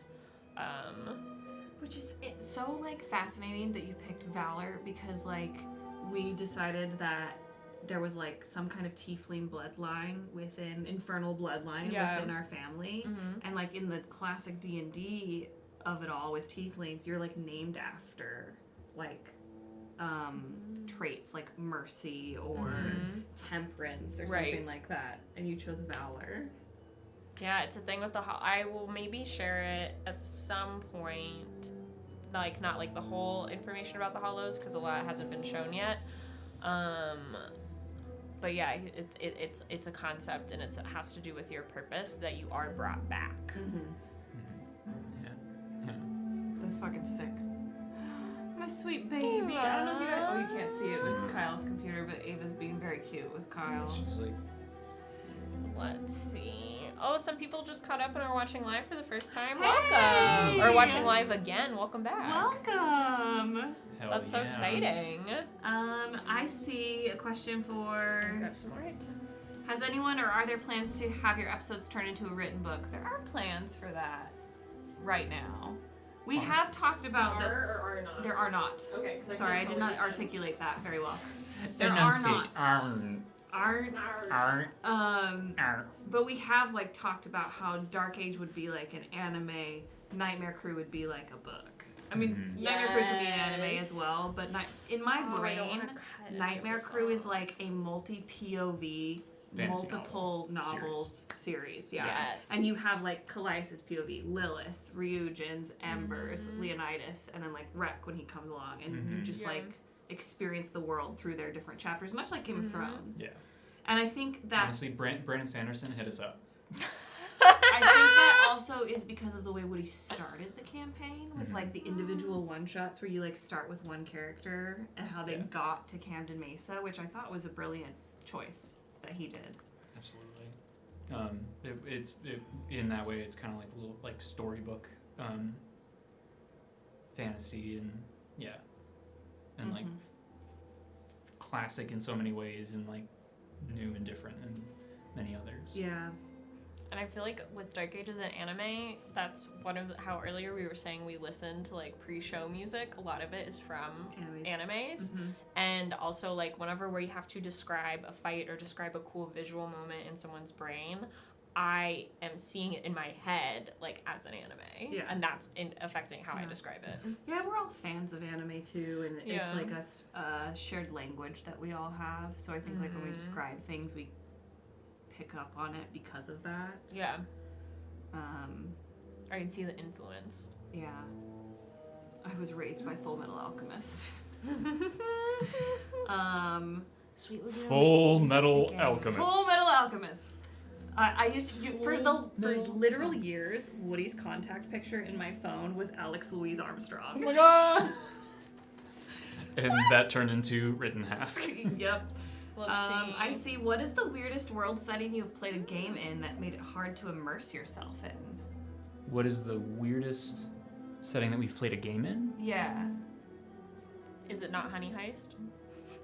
I was- remember. I know. I was dropped in. Apparently, I was so immersed in Honey Heist that I don't remember So the I'm contents of gonna Honey move Heist. this all I remember is the moment you revealed whatever energy you came with at us with. Because I and didn't. I blacked out after that. Because I didn't. I wasn't wearing. I don't think I was wearing the helmet. If you haven't watched Honey Heist, I'm You sorry. should. You You should, and I'm sorry. I wasn't wearing the helmet, but I had it, and I was like waiting. And then right when we started the show, I think is when I was like, You went off camera and then came back with like sunglasses and a helmet or some shit.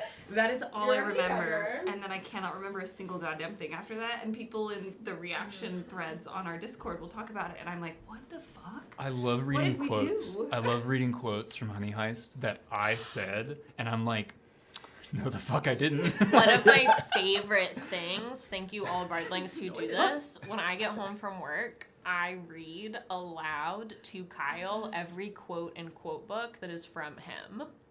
Apparently, I've said many things. It's one of my favorite like getting home rituals. So we have so much. Look at this. Look at this fashion show down here.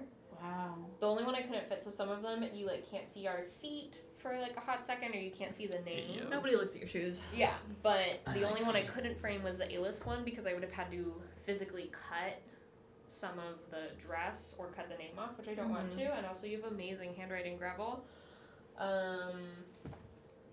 So these are what we have framed for now. And I think I'm looking at the screen. I know, I need you guys to stay You want us to? seated. Okay. I need you guys to stay seated. Huh. I'm just gonna keep sliding It's gonna be off. very hard Don't for mind me. me. Chat, if you have ideas for where we want to hang these, shout them out. I just think we're gonna have to rearrange some stuff, which is fine. That's fine. Because it is 1, 2, 3, 4, 5, 6 frames, and we're gonna have a 7th once we have a frame that fits A-list where I don't have to cut off any of the art. But like, these are gonna be so cool hung up, and they're decent Yeah. size. They might not all be visible on camera. I also want them to look nice for us to enjoy seeing. Yeah. I mean, they might. There's a world in which I don't know how they would look like on the wall back there in John's dirty little corner. So there is an issue with, I think it's hard to see on screen, the Oh, it molding. is. The wall's Got not moldings flat. there. Yeah. It's that pre-war charm. Pre-war charm. Where my toilet is constantly running. It like sweats. There's a world, actually. You know what? Sweaty toilet. You know what? What? Oh. Yes. Okay. Follow me. Okay.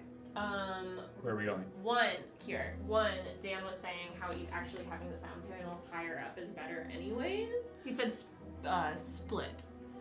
Like spread out, not higher up. Okay.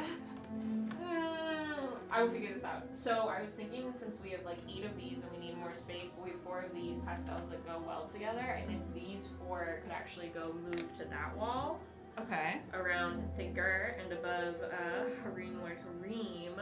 But then we can do these 8 once we have all of them as kind of a layered here, but I would have to move these sound panels down. If we move down, I think that's fine. Yeah. Yeah. Okay. What do you think, chat? I'm so happy. These are just amazing, and it just makes it, I want them all on the same wall so it looks like the cool New York fashion show that they are. Yeah. Like, I want them together. Oh, I love it. I was in a work meeting today. I was in a webinar today. Whoa. And Yeah. these were in the background, and I was like, I look cool. My art. My fancy art. So I'm going to move these things to safety. Alright. Hello? Okay. Yeah, don't worry about it. But then we need to figure out how we want those. We also need better tape to keep these flat. It's hard because we want everyone in chat to be I can able try to to do that. see the art for the most part. I can work They on don't it. have the cutscene and the glass in front of them. Yeah, we take the glass out of all the frames so that the cameras or the lights don't reflect off of them. Yeah. I'll grab some tape and work on that. I can hand it to you. Thank you. Yeah. Kyle, what craft are you working on? Fox Potter asks, are those the gala outfits? They are amazing. Those will have to be posted in the Discord. I believe they are posted in the Discord. Gravel, I don't know if you're in chat or not. They are somewhere. They're in some thread. I don't know if the colored versions are, but the like sketch versions are. I think someone was on the same wavelength as me and said I should hang it behind where I sit because I have the most space. Thank you guys for understanding me. Sweaty toilet is an absolute nightmare. Did you say those words? My toilet, it just like runs all the time. Oh. Since the super messed with it recently. I mean, they're always messing with the. I toilet didn't for some hear you reason. say that, so I thought it was just like completely out of pocket. The problem is No. you have like the tankless Yeah, thing. so I can't have a and bidet. And it's like it's just the pipe, and I think that there's just something that isn't that doesn't like fully seal, so there's just always a little bit of water going through. Probably. Yeah. And so like it like sweats. Yeah. That It's Okay. a cold sweat. I don't know if that Right. makes it better. Great, love that. But now you know. My bathroom is pretty cute for an old like 1930s bathroom. I've tried to make it cute. You've done amazing, and you've inspired me to redo our bathroom. Oh really? Yeah. Once we have like some stuff fixed. Rachel is so upset about how the ceiling of her bathroom looks, and I had to break it to her that in all of our years of friendship, I have never, not once, looked at her ceiling in her bathroom. fucking I look shocking. at your ceilings because I care. Oh my god. Ask your friends. Because I Do they look at the care. ceiling in your home? That's not care. Do you remember who did the embroidery? It's so cute. Which Oh one? shoot! I mean, I did the D20 one that you can see. I did that during COVID. Doing cross stitch was my activity in That- COVID. I made Kyle and Rachel a cute little D20. says Oh, I should post a photo of that. It's a D20 with a little cat. Yeah. I would post a photo of that. It's in our bookcase. That looks like it says CK. They left a note. It's one of the notes on here, There but we I can't go. remember off the top of my head who it was. If you're in chat, shout it out. But Dox yourself. it's beautiful. Oh, don't worry. And they did it without a pattern, which I could not do. Wild. Couldn't be me. I need command strips. Do I have those? You do not, but thank you for guarding the other tools. I cross stitch. Yeah, cross stitch is great. I love a cross stitch and an embroidery. I love a hobby. I love a craft. I'm a cross stitch bitch. You are a cross stitch bitch. Look at Eva sitting right in front of you. You're doing a great job. Thanks. All right, I'm looking through questions that are highlighted. I'm gonna add stuff to the. You're doing your own type I'm of doing craft. Bard? Oh, Yeah. are you doing merch? Kyle, what craft I- are you doing? So I kept jumping around. I am doing merch in a larger sense. I don't know what that meant. Yeah, that was Um, weird. My brain is cooked right now for some reason. For the summertime, I've been trying to make some fun merch on our merch store. Check out our merch store. You can find one of these fun corduroy hats Yeah. that says the ultimate gold quote of "nothing but exceptional." Nothing but Um, exceptional. On I the wear back it it says "Bards of New constantly. York." I get so many compliments on that hat. It's It's really great. well. It's really well made. It's It is. cute. It's the Um, corduroy one. Yeah. Yeah. So it not maybe perfect for the Soomner. I'm wondering how warm it's gonna be. But it's still a fucking excellent Fashion hat. is everything. I am excited about summer merch. Yeah, because I've I'm been a tank making- top gal. I've been making summer merch. And so part of that is just that's my craft. That's my craft. I'm happy for Filthy you. Stinky 20 asks, can you make a poster that has all the characters on it in addition to the single character art ones? I No. would like to. The problem that I run into, and maybe it's a question I need to ask Anna, Anna. is that they are because they're so like amazing They and really have are. and Yeah. have so much behind them, it's very hard, if not impossible, to isolate the character. Oh, we yeah, would yeah, just need to sure. ask for that. Yeah. That would be easy. Yeah. We just need to talk to Anna about it. Yeah. Anna, if you're in chat. And if But you're in I chat, hope you're asleep. It's late where you are. or don't sleep. Who cares? I You're an care. adult. Yeah. Yeah. No, you should sleep. I care. But yeah, I'm making some tanks and stuff. Whenever new stuff comes out on, we use Printful. So if you go on Printful and you see something Yeah. that you want to let us know. Somebody asked about pop sockets, which I thought was such a good idea. I do Printful think does that's- not do pop No, sockets. but they should. They really should. Fucking at them. And they do add stuff all of the time, which is really lovely. Tell them you want it. There's a knitted cardigan, an all over print knitted cardigan that came out. I made a cool thing. It is only available in China. I don't know why it told me that after I spent 30 minutes designing it, but you know. By the way, bro. By the way, bro, we know you guys are international. That's funny. Yeah, so there's that. But so if you have any ideas, always go to the merch channel. But just for right now, if anything comes to mind, we don't have an infinite ability to. Also, like if you know, I'm also looking into because we could technically link a different site to the Square site. So like if we were, like I've looked into getting pins, like enamel pins, but there is not a equivalent. Like there's not a print on demand kind of situation for that. We're just not set up to. Yeah. I don't have the infrastructure yet. We don't have the Yeah. infrastructure yet to do these things, Um, but one day. Yeah. So it's definitely in the future. But Yeah, I would love a sentinel, what you were looking at earlier. Yeah. Would love a little sentinel pendant that's just sterling silver or something like that. That'd yeah, be really nice. there is stuff. There's stuff that we would be able to get, but not a way for us to be able to sell it. It might. I've had the thought of doing I don't know. We'll figure it out. Yeah. The merch is really fun. It's fun. It's like a playground kind of for us. And the other day I was crying socks. We're making them. Ding. I like it because I like looking at it and being like, what would I like to wear? Like what do I think would be cool, and what would I like from a thing that I'm a fan of? Because I love fan merch when it's very cool and well thought out and is fashionable, not just a movie poster. Yeah. Plastered to a t-shirt. Yeah. I also do love this. I love me some graphic tees, baby. This is from Redbubble.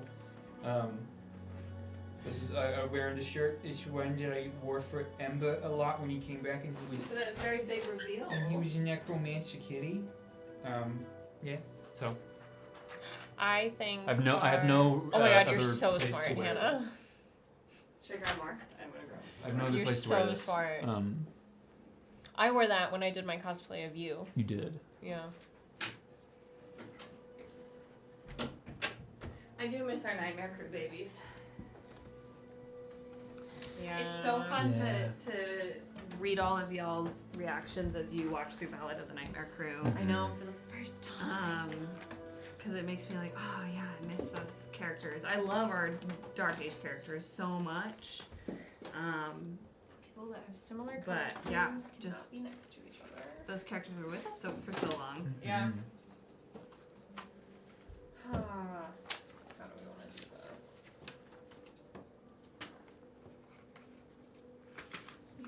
People with similar color schemes cannot be together. Whoa. So we can't be together? Oh, We have no. opposite. I guess we're not Your blue. character's in blue. I was thinking my hair's blue, Yes. you're blue. I'm but- looking at like the outfits. I mean, none of the it's diverse as hell. Like color scheme wise. I know. I'm just trying to space it and I'd say, then like, the space only, the frames like, well. Katari and Kano are the only two that are like Black and red. Yeah. Everybody else is pretty like A-list Different. also has blue, but I just don't have the frame that fits that one. There's a question in chat from Misery Mime Hi. that is, this is kind of a self-indulgent question, but if your characters were alive in our world, what decade do you think they'd be born into? Huh. Sonova would be born in probably the most modern decade because she's gay as fuck, and even with all that's happening, it's when she would have the most rights. Yeah. yeah, maybe this maybe last decade. I don't know. I'd have to think about that. I've never thought about that once. That's crazy. I feel like JB might do well in like the 70s or 80s. Oh, yeah. Like very chill. Hanging out, smoking your cigarettes. Yeah. In your Getting in the high. Yeah, getting you'd high. have the cigarettes in the rolled up in the t-shirt sleeve. You know what I'm talking about? That's like greaser. That's like That's like the 50s. Yeah. and the Is it 60s. really? Yeah. I know nothing Yeah. about time. I'm living my own Jeremy Bearimy loop. wow. Jeremy You Bearimy. heard it here first, folks. Yeah.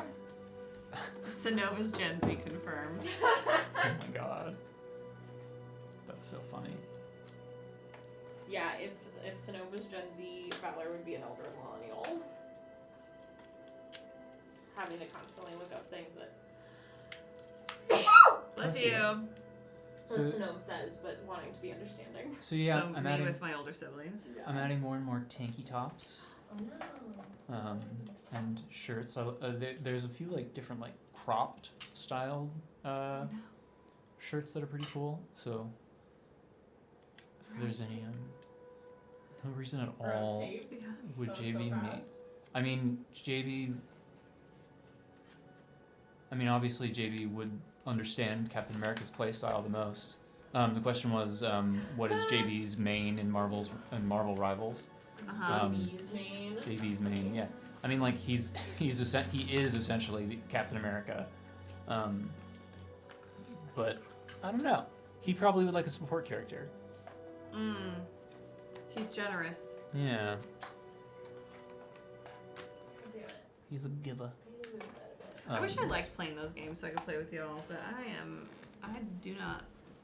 I was down with it for Spellbreak, and then I was like, Yeah. nah. Spellbreak was unique. I even got Destiny at one point and like tried playing it, and I was like, okay, I can get into this. And Will was like, you'll love the lore, Hannah. And I just couldn't get into like the gameplay, and I was like, the lore's not enough to keep me here, Will. Yeah, I can't be It- detained. it becomes so repetitive. Like it's. Yeah, I would use Destiny a lot for like listening to an audiobook and like barely paying attention to playing Destiny. Like Just something to do. yeah. Yeah, that's how I feel about Assassin's Creed Odyssey. I just go dick down a fort and I listen to my podcast, and it's great. Amazing. Oh god. But that's not a like co-op game because I wish I could play co-op games. But We've been playing Split Fiction. Split Fiction's fun. It's It's very, awesome. very good. We've not finished it. I did buy Only Cooks because it was on sale for $7. I love how you call it Only Cook. Yeah. Oh no, dude. What's going on? See, Kyle, sometimes the things I say catch on. Oh, we're good. When was the first time I said that? I don't know. It's been years. It was, yeah. For those of you who don't understand Are new what here? we mean, Can I put mine under yours? Rachel calls the game Overcooked. Only Cooks. It was an accident once. Like Only. Yes. And So we're out of tape, so I can't do my it's job. also funny That's so because hard. But you did such a good job. it is a game that Rachel really loves. Yep. It is a game that I get so much anxiety Stresses from. you out. It brings me a certain amount of joy. Like, it's not fun. It is an objectively fun, good, well-made game. When we were all playing and Woody just decided to start throwing lettuce at everybody, funny. Amazing. Fun. Oh yeah, if it becomes you're not trying to do well at it, great time. It's very silly. The graphics are really cute, and like the music is amazing. Yeah. I've just always called it Only Cooks. But it also is so stress-inducing, and because we were also trying to get 4 stars on every level. As is our right. Damn. They And our only duty. And it was It's just like- the 2 of you? Yeah. That's hard. yes, it is. That's yeah, hard. we have not finished it. And so I'll come play with you. Thank you. please, I'll be the 3rd chef. yes, chef. Yes, chef. So, yeah. So, that's what Only Cooks is. Only Cooks. Add it to the secret phrases that we have. The next highlighted question is for me, but I would love to know what you two think. What? If you could you give more on? It's from Niviana. Could you give more insight into how Sonova's feeling now that she is severed from Stella? How do you think the ramifications will manifest? Which is what I want to know. What you guys think. Niviana of the Girl Scout cookies? Niviana of the Girl Scout cookies. Oh my goodness, I will answer this. I think I've talked about that that I am sad and Sonova is very sad Yeah. about it, and I was thinking about it the other day, and I was like, oh, this is gonna last a while. Sonova's upset about this, but it's complicated because anytime since Stella left her when she really needs help, it's not Stella who comes calling. Yeah, complicated, messy, but she still loves Stella a lot, Yeah. and we'll see how that love gets her hurt in the future. Do you think she'll still love her if she finds out that, like, she would lose herself? Like, the plan was for her to lose herself to become Stella? She would still love her. Wow. I think that the way that things have kind of like shaped out is really for the best. There's no other way, because she would take her back. Sonova would take her back in a heartbeat. Oh, 100%. Yeah. 100%. That could still happen. I don't want And to. Will Stella, and I I will have take you talked back in a about, country second. Will and I have talked about, like, dude, Sonova could get lost. Like, I'll have to play another character. That is still on the table. Sad. Not like forever lost. But They're just for like a temporarily? little bit. Yeah. Um, It's similar to like Alis and like there were conversations early on after Alis made her dumbass decision of like which one? the one where I know you're here, John. we all opened the group chat and we were like, we gotta figure this out. I remember John saying that like he had he had a backup character. He was ready for like Alis to be not like he was ready, but he was prepared if it happened. Yeah. What to do? Yeah. 100%. Yeah, you gotta be prepared. I already know who my backup character is if Valor dies. I'm But hoping yeah, JB, I don't know. I don't Sonova know. won't let it happen. I'm hoping JB makes it to the end of the campaign without ever dying. That would be so funny. That's not possible. That would be so In funny. Regulus? So far, It's- he's good. Yeah, you and Katari are good to go. Katari would definitely go first. She'll do something. She has a lot less hit She points. doesn't have hit points. Yeah, she's lucky she hasn't died yet. She acts like a full barbarian when she is like mostly a cleric, Yeah. Yeah. and does not heal anyone. She only has one healing spell, and it's one And that it's is only detrimental for to her. Sonova. Should objectively be a paladin, but We can only have one paladin. It's me. And it's you. It's gonna be me. I see. Where do I get my pens from? I got this pen from Staples. Yeah. I got both of them from Exclusive Staples. Staples? Yeah.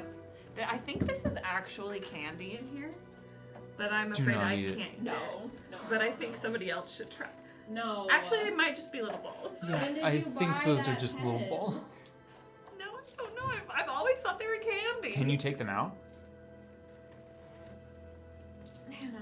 without breaking it? No. Okay. So well, it's then probably not candy. Mm. This whole time time I thought it was candy. You've just been like glancing at it, Yes. fondly thinking like maybe it doesn't have gluten. Maybe it won't kill me. It would kill you, Plastic. just See not the because it dot had there? gluten. I think it's just plastic. I'll never look that closely. I'm glad that you did not eat that and die. Oh my Ooh, yeah. Oopsie. Ooh, what was the ceremony Valor and Sinov talked about last stream from Dory May? Did we say the name or did we just say ceremony? Do you remember? There's several ceremonies, so I'm trying to think of what ceremony we were talking Ceremony. about. We were talking last about the one stream. that Kanaz was at. Oh. And Vikestar and Sinov. I don't think we said the name. We definitely didn't say the name. It was mostly above table that we were talking about the details of it Because anyway. you were like, do you remember Kanaz? And Will was like, oh, you don't remember? And I was like, ooh, not a sibling. And he was like, still see it in this way. And I was like, that's fair. Yeah. Because it's the like light around Sinov and Vikestar for Valor, and then everything else gets hazy the farther away it is. But people from that ceremony are remembered a bit better than others. For reasons. There are a lot of ceremonies Yeah. in Sinov and Valor's community. This is the ceremony that is traumatic. I don't know. Well, this was a public ceremony. It was a public ceremony. There are private Yes. and public ceremonies. Private one, I feel like. No, both equally traumatic. Both equally traumatic. Yeah. We can't tell you that yet because it will I come. It will know. come out, and we don't want to give it away too soon. But it was cool to when you dropped a little bit more of that what you said about what they did. It was They just did for like a this. slight second. You said it. I was It was like, emotion. oh, That's why you damn, gotta watch on pulled YouTube. that trigger. That's why you have to watch on YouTube. Yeah. And I mean, it was you can something wait- that was mentioned in If 21. you watch it on Spotify, you can watch it There as was the video. It was something that was mentioned in 21 from Lenore to A-List. This is what my people did to me. Yeah. But it's always just like the tiniest little Yeah. things about it. I wasn't expecting you to bring up Kanaz. It was great. Yeah. Which has been like established for before Qatari's fixation. Yeah. We had decided that Sinov. This is okay to talk about because it was talking about Sinov Yeah. had an infatuation with somebody, and that's the only like romantic connection she's ever had, or that she thought was romantic. And it was something that like we had talked about with at the time Lenore being in what she perceived as a very healthy relationship. Like that's something that like that older sibling, that third parent is explaining of like you're growing up, like you're learning what love is, and infatuation and obsession and this idealized version of a person isn't love. And so that was very cool, like even in character as Valor, as that like older protective sibling, to hear the younger sibling be like, I'm recognizing that this is a problem, was like, I was so surprised.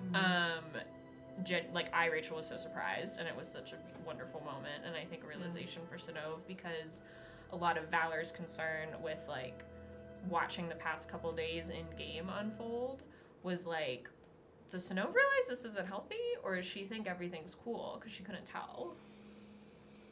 So, no. Yeah. For months now, I've known that Sinov knew that Qatari saw her as something that wasn't the reality, which harkened back to Sinov's past romantic stuff.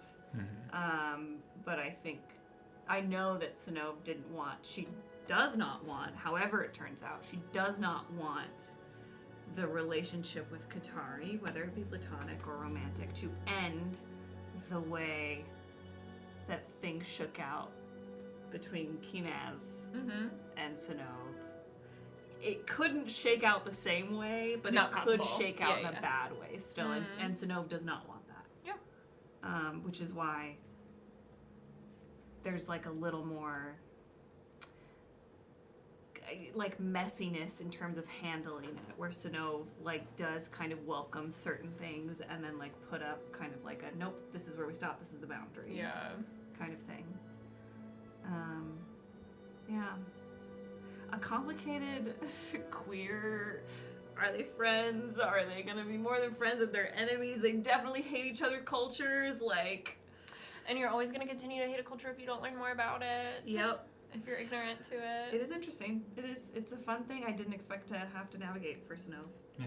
No, I wasn't expecting it either. Yeah. If I had my way and Valor had her way, Snow would never date. Never be happy. Hera She'd be plays. happy all on her own. Yeah, you should be happy on your own. Yeah. Anyone who you choose to bring into your life should just like enhance it. And But she your needs life is great time to already. be on her own. She's always had Stella. She's always had something there immediately to talk to reassure her, to like have that like feedback loop, that echo chamber, and she needs to have space. Except for when Valor has to sit right next to her. but Valor doesn't have to sit right next to her all the time anymore. So Nah, 'cause she got blood. She got that. I'm not gonna say what I said earlier about what I please think about don't. blood. Please don't. This is live on television. I told you what I think that blood is. Yes. Yes. What was JB's from Hera Plays? What was JB's inner world doing in the utterly incredible clapback against Mother Haran? That was so It good. was just quick. It was so fast. Clap back at it was because she was like, you've lost You my lost my daughter. Mhm. Yeah, that was definitely a moment that I don't know if JB would want to take back, but would definitely like, in a moment of reflection, be like, I spoke in anger. Yeah, But it Um, was great. it was honest. I mean, yeah, like fuck that, like I no. loved it. Different It was fabulous. different situation. Okay, I'm scrolling. And like, and we as little as we know about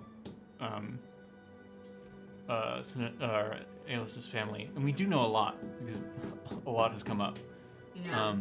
But as little as we know about it, I think JB is still definitely like y'all definitely traumatized this girl. Yeah. Yeah. So isn't gonna go out of his way to criticize, but like if they're gonna if one of the biggest I don't think the camera's. what It's definitely not. Yeah. What? It's just bothering me. Level? Please No, continue. it's because our floors aren't level. I know, because the floors aren't. I'm just. There's been many a day where we've shoved something under that tripod. I know. It just makes me. I don't want chat to think I'm really bad at hanging stuff up. Though the Sinnoh stuff is crooked, and I need tape to hold the frame in place. There's not a straight line in this building. I know. No, I'm making it worse. Sorry for moving the camera, guys. this is the gayest building in New York. Yeah. Please continue, my love. I forgot. I'm so sorry. I was just having a meltdown for a moment. Having a meltdown. Yeah, I was just having a really cute meltdown. Ooh, this is good because you can answer this. Hmm. From Hera Plays, for no reason, a wedding tradition you could see being something your characters would do. I haven't been married. Why would you ask? Especially for our cult sisters. Fuck You've me not, up. your character's not been married. Lenore's wedding was canceled. She was engaged. Did you not know that? Oh, okay. I remember I when don't you know how much found she's out told that you. Lenore had been engaged, though, and you I didn't know if at they knew first. that. They knew that she was engaged. I can't Did keep you? track of these things. It has been almost a year. I'm just a Yeah. girl. You're just a girl, my love. I also think it is hard because like we talk about the show all the time. We meet and have our cult coffees. Kyle and I like talk about it as we're getting ready for bed. We talk about it all the time. So then there are moments where I go to say something and I'm like, did Kyle tell me that at dinner, or has JB said that on stream? So often with everyone. Yeah, With everyone. yeah, on the table, with I'm like, everyone. did we talk about that on the stream, or did Mhm. somebody text that to me? Exactly. So, yes, we were engaged. Lenore and Anara were engaged, and I believe during an RP warm-up question, I talked about the matching rings that people from where Sinov and Valor are from would wear on their horns. Since they didn't wear a lot of jewelry, that's kind of a thing. No, because too much.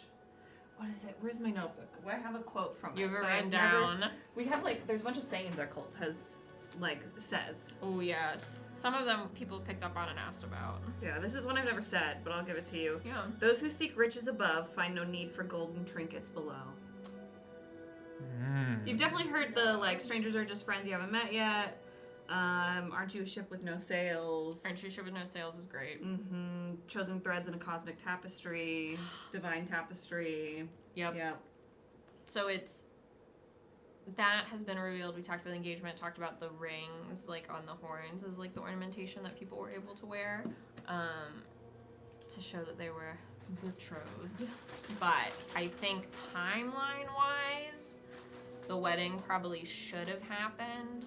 Considering when, in my mind, they got engaged, and how simplistic weddings are in their culture, I will say, very similar to that quote you just said. It's not the big, crazy, huge wedding. Everyone's there, but it's not extravagant. It doesn't take, a ton of planning, prep, decoration. Mm-hmm. Other than, live flowers and plants, honestly. Yeah. It's not, a big to-do. Mm-hmm. So I feel like the wedding could have happened probably, if ceremony hadn't happened, probably day 89 of 126. Somebody asked about that. Yeah. Day 89 of 126. What does it mean? What does it mean? What does it mean? We will find out. You'll find out. What does it mean? We've definitely talked about these things before, but Yeah. never in that context. So I think the dots just aren't connected, and I'm very excited for the day all the dots are connected. Yeah, it'll be very satisfying when all is revealed, and then you can Yeah. go back and you can be like, oh, that's what that meant. Oh, that has Yeah. more context now. Yeah. Aren't you a ship with no sails? I've been trying to figure out ways to say that more. Yeah. It's so hard to yeah. work it in. Because it's so fun. Aren't you? And that means a lot. That means a lot. It means a lot. This is the special lore you get for joining us for this special Bards and Crafts. It means way more than just a really cute saying. A really cute saying. It's really cute. I remember when we came up with it, and I was like, are we cracked or are we genius? Ooh. Can't we be both? From Geeky Choreo 24, I'm working through verse 2 of Ballad of the Nightmare Crew, and I want to know how long it took people to catch the Ryujin Rittenhask moments. Such a good question. I shipped them from the moment Rittenhask asked Ryujin to be his traveling buddy. It I took was a like, while, oh. That was episode 27 or something. I You're really think good it at took this. a while for people to catch on, I think. Yeah. Right? Yeah, it was in verse 2 we canonically were like, oh, they're dating, right? And Woody was like, romance Drew? Yes. Say less.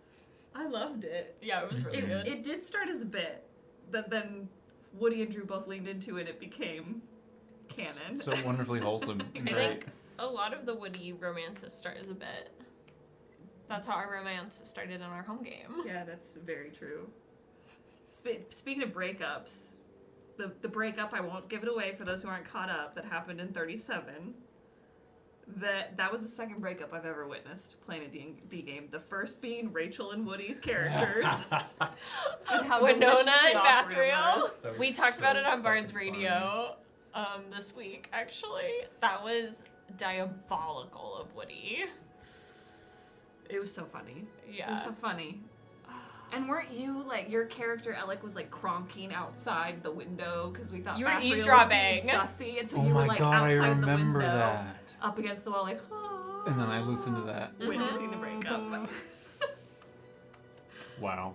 Fun times. That was so much fun. Rittenhask, the OG Chat's husband. Yeah. Chusband. May there always be more. Yeah. Chouse. Chouse. There always be chouse. I'd prefer chouse. I don't like chife. It sounds derogatory. I don't know why. Like something you yell at I somebody on the just street. dislike it.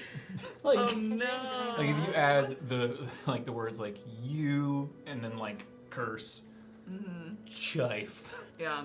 That's a hate crime. It does. Yeah, it does sound bad. Ooh. Chusband just sounds strange. Selfishly, Chouses. This is because for you. I have a degree in basically Shakespeare. Niviana asked, what Shakespearean character, I believe, do you think your character is most like? I would have to read more Shakespeare. Yeah? Yeah. I've probably only read like 5 or 6 plays. Lenore does, just because Lenore and Valor are both very like intelligent, like in terms of like wit. You know, they're very witty. Mm-hmm. I would like I get Rosalind vibes, but that might also be because I am biased with Rosalind from As You Like It, because Rosalind is considered one of the most intelligent Shakespeare characters out there. And they're just like a really strong, like cool character who like goes out and gets what they want. Yeah. And is unafraid, which I feel like Valor and Lenore both had. There's also, I could see some like Beatrice, particularly the monologue of "If I Were a Man" from Valor and Lenore, of like that righteous anger for somebody else who they love and who they protect, which is Hero in Much Ado About Nothing. I could see that. I appreciate this. Thank Yeah. you. For JB, unless you have an answer. How's a musical boy? I'm trying to think of. JB could slot Even into a then. lot of things. It'd be fun to see if like JB fit into like a history. My brain is literally going through all the Shakespeare plays. You have them all on lock.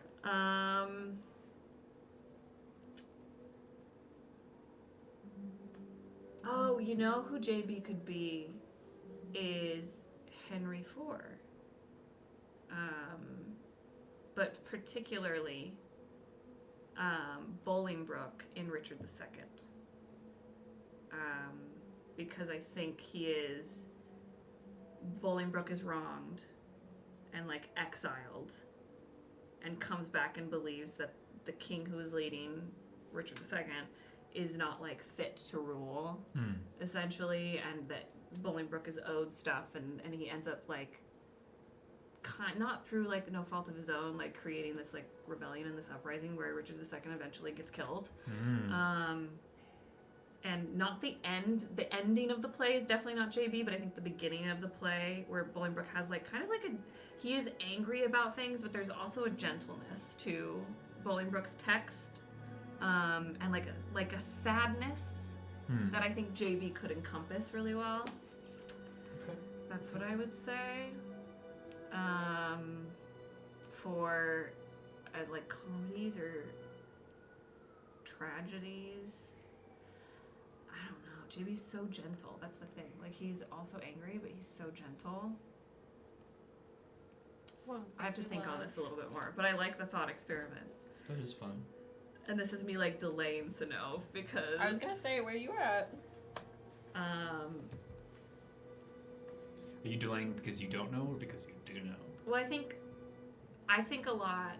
If y'all have been on Bards Radio for like the first time I was on Bards Radio, I said that like I think a lot in terms of weight and tempo with characters because everybody has their own internal tempo, and as an actor, the job is always to like not bring the character to yourself, but go to the character, and that for me particular means weight and tempo because I have such a strong one where I am very like glidey, I'm very heavy with things and like settled, which is why I like Sanov, because Sanov is it talks all the time, is very light and dabby and flicky and floaty, and then like sometimes we'll go down into like a glide or a press. And with Shakespeare, especially the femme characters in Shakespeare are all strong. There's not a single weak femme character in Shakespeare, which, whether or not you believe Shakespeare was a feminist, that is like true. Unless somebody wants to disagree with me, because I'm not like the expert be all end all. No, this of is a TED Shakespeare. Talk. I just have a master's degree in classical acting from a very prestigious school, and I'm a hoe for Shakespeare. I think Sanov, weight-wise, is more of a Desdemona. From? A Desdemona from Othello. Mm-hmm. Mm-hmm. Or even an Ophelia from Hamlet. Okay. But that like weight, like untethered aspect of Snow where you think like she might be a little crazy. But Might? A little? I think that is there. But in terms of grit, which I think Snow has a lot of, Emilia from Othello, I think she has a lot of similarities with Emilia. Emilia is one of my favorite femme Shakespeare characters because she's just so fucking cool. And she doesn't have a lot of lines, but she's a really cool character. She's really badass and she's a feminist. And she has this great scene about just like men don't get it. And so maybe that's my biases, but that like grit that Emilia has throughout, I think is really there. I think maybe there's a little bit of Hero or a little bit of Beatrice in there from... My brain also thought Iago. I think Sinove's just like... There's a lot. I need to think more about this, but I really like this thought experiment. Thanks for asking that question, because that's cool. I love that. Yeah. As that a was both classically... cute and adorable. I learned so much. As a classically trained actor, what is your favorite Shakespeare tragedy and comedy? Tragedy? Mm-hmm. You asked me this a couple weeks ago, I think. I think I did, yeah. I think Richard II is a near perfect play. It is entirely written in verse, and it is beautiful. I think it's entirely written in verse. There might be a couple lines that aren't. It's just sometimes there's a lot of like verbiage that doesn't resonate with people in the modern era, and so it just needs to kind of be updated. But when done well, it fucking slaps. And you see your current situation politically, like in Richard II, no matter what. You either are like, I relate to Richard II, or I relate to Bolingbroke. And it just depends on what the world is doing at any given moment. It's wild. And some of the most beautiful speeches. And then the whole scene with Richard tweaking on the beach is just so great. But my favorite, I think, that's my favorite history play. My favorite character is Queen Margaret, because she's the only Shakespeare character to ever be in 4 Shakespeare plays, and she's badass. You meet her when she's a teenager, and then you're with her until she's like an old crone, and she's cursing people. And she's problematic and not always a good person, but her monologues are really cool. Her scenes are really cool. She's just really strong and really cool. Very dynamic. Yes. Yeah. There's a scene from, I believe it's Henry VI Part 2. I might be wrong. It might be Part 1 between Queen Margaret and the Duke of York, where she has this great monologue where she basically says like, you ain't shit, I killed your son, here's this tissue soaked in his blood, like, take it. And then he has this like retort where he's like, she-wolf of France, and he has this like great monologue right after hers. It's incredible. It's an incredible scene. You should watch it. Okay. That's why I said earlier, like, love affair with words. Like, reading good Shakespeare, watching good Shakespeare makes you have that love affair with words.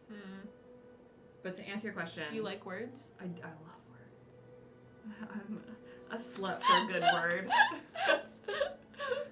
To answer my question. No, that was great. Answer your question. So Richard II, Julius Caesar. It's just such a fun play. Everyone loves Julius Caesar, and you can do it so many different ways. Oh, I saw it once with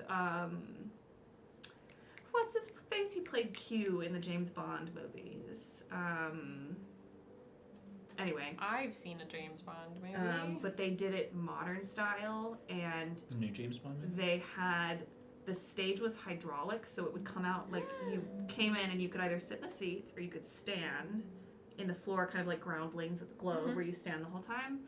And the stage was hydraulic, so it would rise out of the floor. So it looked like a completely flat floor, and then the stage would come up in different ways. That's very cool. And all of the extra characters played those like little characters here and there, like if you were like Casca or Casca,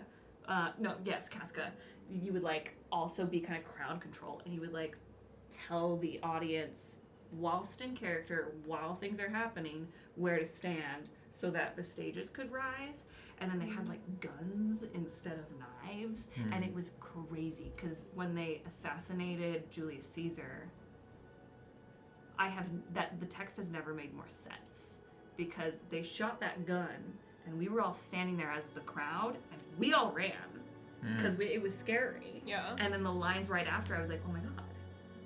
We, like, the crowd that just ran away informs that in a way that I've never seen done before. It's really cool. Yeah, so Julius Caesar's one of my faves. Yeah. I love As You Like It. I think it's great. That's one of the, like, few that I read, is As You Like It and Much Ado About Nothing. Yeah, Much Ado's fun, too. That one's an easy one to follow, too. Very accessible. It's one of the first ones that I've seen. I was in high school and I saw a college production of Much Ado About Nothing, and it was, like, the first time I'd seen it. A Shakespeare show, actually. I loved it. Wow. Because they did it, like, classic, everyone does it, but they did it, like, 1920s style, and it was the incredible bob wigs, and just, like, the outfits and stuff, and I was just able to, like, it was the first time Shakespeare was accessible to me as a person who had a hard time reading it in school. Yeah. And just, like, hearing it done in a way where they were training to be classical actors, I was like, I actually get it now. I get the story. Yeah. That's the thing, is you have to see Shakespeare done well. Because when it's done poorly, you're like, I hate Shakespeare. It's awful, yeah. Yes. I thought I hated Shakespeare until somebody sat me down and said, I think you'd really like this, and let me explain to you. But when you see it done well, you're like, oh, I get it. And I get why it's still done. But that's the problem, is not everybody does it well. Should your side job Starts to to feel Bards be teaching Shakespeare? Because I think the chat would be interested. That could be on the podcast. It could be on the a new podcast. Bards segment about called- the bard. Rachel. Was that what you were gonna say? It was Bards on the Bard, Bards on but the Bard. but we were in the same place. Yeah. And I'm not like an... There are people who are way more knowledgeable than me. Folger Shakespeare podcast is a great podcast to listen to if you like Shakespeare. But yeah. Oh, also, shout out to 12th Night, because it's gay as fuck, and when done well, it's really fun. Least favorite Shakespeare play? What? The Tempest. I think it sucks ass. You know what? The fifth act was written 5 minutes before they opened the play originally. That was one of the first Shakespeare plays that I'd read, and I was like, it's not for me. So that makes sense. I think it's a designer's dream. I think if you are a designer or like a tech person, it is so fun. It's not for me. It's not for me. Yeah. Damn. But there's like also other great classical writers. Lope de Vega is one of my favorite classical playwrights. He's a Spanish Golden Age playwright. He wrote like, I think it's like 1,500 plays or some shit. That's wild. Yeah, there's a lot, and not all of them have been found or translated. Oh, I didn't know that. But yeah, this is super cool. That's crazy. Yeah. And they're horny, and they're like all about like revenge and honor, and like it's not as like buttoned up, and Yeah. because it was Spain, and they were like, let's go hard. Yeah, it's like Spain it's like, goes hard? you know, like telenovelas, like that kind of thing. Yeah. It's really fun. This is España. Yeah. Yeah. That was absolutely amazing, and I'm so glad I asked. Thanks for asking. I'm sorry if I Yeah. went on a tangent. No, we enjoyed it, and we would like more of it in the future. Thank you for answering so Another. thoroughly. Yeah. Yeah. Should we answer more questions? Yes, I know there was a bunch earlier that were highlighted, but we were doing frame stuff, and I had a mini meltdown about the leveling. If you each took the reins of an NPC, major or minor, who would you want to play as a PC? You can't answer your first choice. No, I can't, because that's my No. backup character. So I'll hold on to that. What? You've not told me that. I like to surprise you. Huh. I swear I've mentioned it. I said it. NPC. I said it in this room today. You did. You did. I said it in Was this I room here? today. Yeah. I'm trying to I remember think if you were in so. the kitchen. I don't know. I just think you're always here. Were you in the Oh yeah, there was a question from chat on if you guys were siblings. Wow, we're not. We're friends. We do play siblings in one. You have similar hair. We were making jokes that like we've played siblings and we've romanced each other, and now we've played siblings and now I have to romance Rachel for it to be like even. Next campaign. Yeah. Next campaign. Or if she comes back as her backup character. Ooh. Yeah. So definitely a femme character. Oh, Casanova's gay as fuck. Yes. I Canon. said it. I literally said it today, so I'm trying to remember if you were in the kitchen or something. We can talk about it later. I don't want people to know. It's not very likely that it's gonna happen. I don't want to be Voltaire. I want to be a slimy, dangerous, like, icky character. I want to be Daisy May. Are you calling her slimy, icky, and dank? No, this is for me, not for you. She's so cute. Yeah, I want to be Daisy May. I would love to be a light hunter. Ooh, I think it'd be fun to be a light hunter. Mm. I really like Throws. Maybe it's because he just like constantly negs Thegus in like a Yeah. really fun way. Also, it'd be I'm really. into the negging. That is We know. know. That. We know. It would also I love be a good neg. really fun for anyone to be Voltaire because then Kyle would have to deal with this. No. I have said that next campaign I want some of the stuff we do to be adversarial, and Kyle looked so scared. I'm For excited you. that. For you. Ooh. The drama. Speaking of telenovela. What's your NPC Yeah, what's yours? you'd want to be?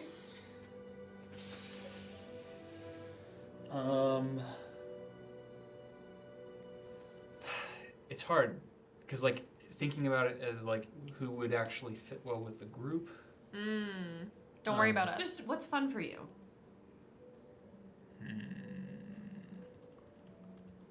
The who saved Hareen. Harim can die in a hall. Yeah, Voltaire is better than Harim. You heard it here, folks. Oh yeah.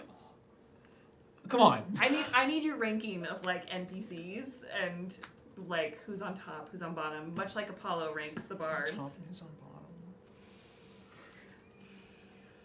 bottom? Yeah. So what's the answer? Who saved us from the place that we got attacked from? Yes. Lua or Sherry, you know, who saved us, who was She- missing, She had presumed like dead. she had like magic wind power. That's how Yeah. she fucking avatared us back to the Verena, thank you, Storm. Verena. Ooh. Verena. Yeah. Verena. Um, And I don't have an answer why, because I don't really remember the entirety of her character. but fucking cool monk and I like, loved. Oh yeah, love me a monk. Love me the vibe. Yeah, And I think it would be fun. that's a really good Oh, question. I also just miss. Alec. I miss Ignis. Ignis. Oh, I do. Ignis was Look cool. partial monk. In like the. Oh, so cool. There are so many songs on Tara's playlist that I have put there because I'm like, in my brain, this is what it looks like when Ignis and Tara and Angela are like at their best in a fight. And like this like Thunderstruck starts playing. Yeah. Good They would. playlists. Oh. Yeah. They were a fucking. Except when Angelo. Angelo would fucking Do friendly fire. friendly fire every time. Oh, that was funny. It's friendly, so it doesn't hurt you, right? Right? No, it hurt us. It definitely Yeah. hurt us. Yeah. And it was like accidental, and then it became a bit. It just became something that kept happening. Yeah. He just had so many spells that were just like fucking big AoE. ass spells and AoE, and one of us was always in the thick of it. Yeah. Thank you, Vesper. Ignis was always in their fucking mouth. It was so Oh. cool. So many people say it's like Ignis was just min-maxed to the gods. I Which loved is her so fun. much. Mm-hmm. I love when characters are bad at things, Mm-hmm. as is quite evident. Yeah. And I loved the visual of like, cause the Horizon Walker Ranger subclass is so cool. Definitely check that out. It takes a while. Like, it takes a while for it to really like pay dividends, I would say, because being like, or maybe now in their 5.5e, I think they buffed the Ranger a little bit. Much deserved. But yeah, check it out. But I fucking love the like before every attack roll, like before every attack. I think it's like they teleport to a space they can see within like just like another space within 5 feet, or a space within 5 feet of the target, and that's just anime as hell. And I just loved even if it didn't even get, I don't even think it gave me advantage. Like, it was just for the vibe, and it was awesome. I just remember that one Worth fight it. where we were stuck. We got caught by a lot of people, and we had to get the fuck out. And you did this thing where you like touch someone's shoulder, and then that was able to like teleport you out.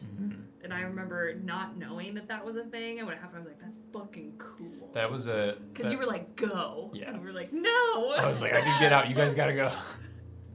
Yeah, that was a. Drew ended up using stuff like that in as Ryujin.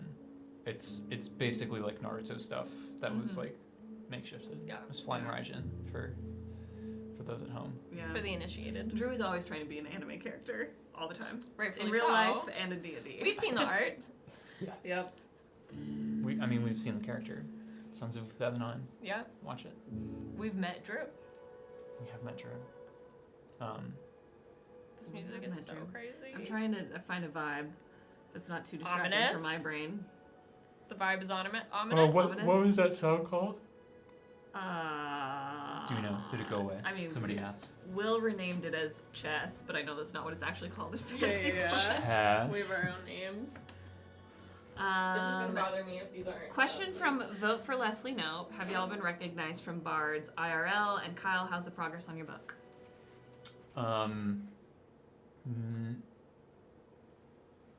I've not been recognized.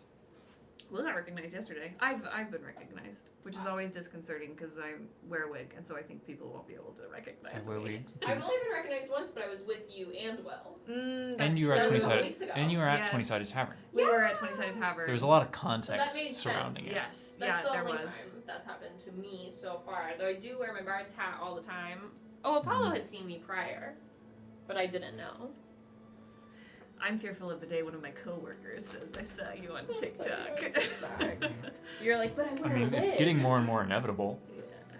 Like, Gotta go Shinob. how's your Inevitable. book? Do you want to? It's good. It is. Just the other day, I kind of like.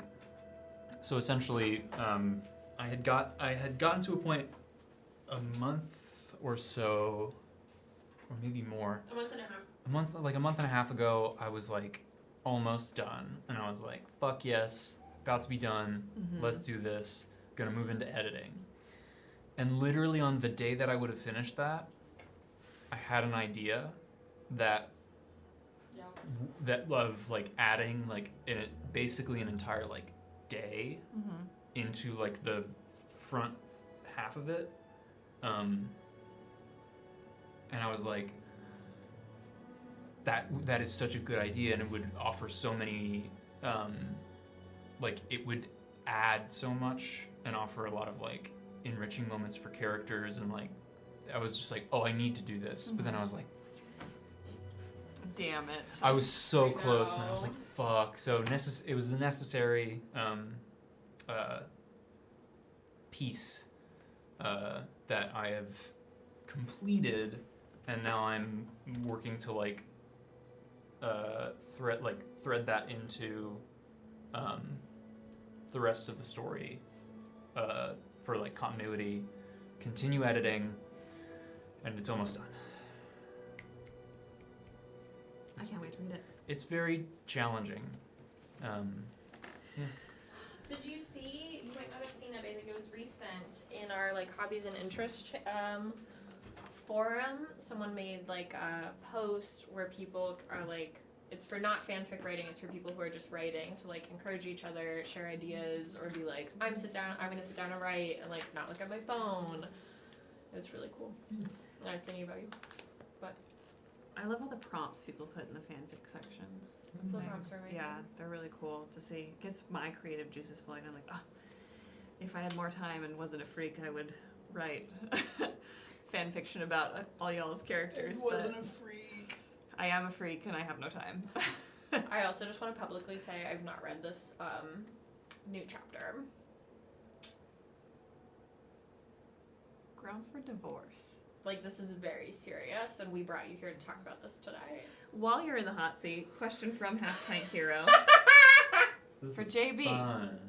As an only sibling, what is it like seeing all of the family sibling dynamics, especially so many messy ones? It's definitely hard for him to understand, and I think that like there was a moment of that when they were in the Fated Realm, and Valor and Sonova were having such a hard time, Yeah. and like very like because we were in a tiny room, very like openly doing so. So JB was like present for it, and yeah, it's difficult. Speaking as an only child, it's not difficult for me because I am an empathetic person. But I think that part of the difficulty comes from like if you look at just like your family members, you have like a certain like different like not even respect, but just like a different kind of relationship, so that let me back up. Yeah. The uniqueness of a sibling relationship is very unique, and I think that it's hard for somebody who doesn't have that to be able to like contextualize it, like because like at first you just kind of put it over and it's like when you hear like about siblings like arguing all the time and like growing up I would just like see different situations. I'm like, oh geez, like doesn't sound fun. But like, yeah, I don't know. I mean, I could see, obviously, like, I was very focused on looking at Hannah in that scene, but I'm like, I could see your discomfort as JB of, like, and I think I noticed it in that scene, and I've noticed it in other scenes where someone is being misunderstood, or if JB feels that, like, they're not getting, like, they're getting the short end of the stick in that conversation, he'll be like, well, I don't think that's what so-and-so meant. And especially when it's between Valor and Snow misunderstandings, it definitely seems to be like, I don't understand where this hostility is coming from. Because if you don't have that sibling relationship, you don't understand that it can go away in a minute. Yeah, that's the thing. Yeah, that it's like, it is unlike any relationship you will ever have. And even like sibling to sibling, like your relationship with your sibling in real life is so different than my relationships with my siblings in real life. And it's like so unique. There have been times when people will try to get in between Valor and Sonova having conversations, and I like legitimately have to sit on an impulse to be like, don't fucking talk to me. I'm talking to my sister. You don't get it. Honestly, which I have done in real life with my real life siblings and like other people trying to interject, and it's like, no. This is between us. You stay out of it. Do it. That's hilarious. I feel like you might have done that to JB at one point. Maybe. But not like to that extent.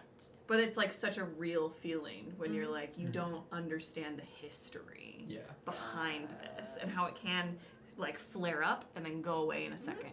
And it's still like if for me, like if Valor and Sonova were fighting, but then someone started picking on Sonova, it's an instant, well, we're done fighting because I hate this person now. Yeah, nobody can fuck with you except for me. Yes. Yep. I can tell you what to do, I can judge your life choices, but as soon as someone else does, it's like, well, she's beautiful and she's perfect, and why are you criticizing her? Sibling relationships, man, complicated as hell and delicious. And JB just wants everyone to get along. We know. Sweet JB. He's like, no. He's confused. I love JB. JB is our king. I love him so much. Before we answer another question, just because that was so wonderful, and I also want to point out you did not mention when I would be reading the new chapter. Is that it? Was that what you wanted? I was gonna get you guys' opinions on hanging frames. Oh, okay. But I wanted like a confirmation of like when I could read it. Right now, you have to do so upstairs, and you get to leave the stream. The stream is ending at 9. I can make it. Okay. I love you. I love you. So, for hanging the pastel frames over here, we have 3 art pieces that are vertical. We have Snow, JB, and Yes. Okay. I was trying to think of if I could make it work without moving what's already here. I think we might need to move what's already here. I was actually debating if the cross stitches should live on the door. But I was looking at maybe like doing one here, doing something over here. I don't know if all 4 of them will fit here and still be visible, unless we move some of these tall things, but I don't want to move all the stuff. We can move the fake plant if we want. Both of the fake plants. They don't need to be there. They're fake? They're fake. There's no sunlight in this room. That's so fair. But yeah, that was a thought I had, was arranging these, and maybe we have to move this guy to not centered, and it's a little gallery wall. But we just might need to move some stuff to do the gallery wall. I think that's a great idea. The only thing is getting nails into that thick ass door, but that's fine. Can you We say can the figure stream that ends out at later.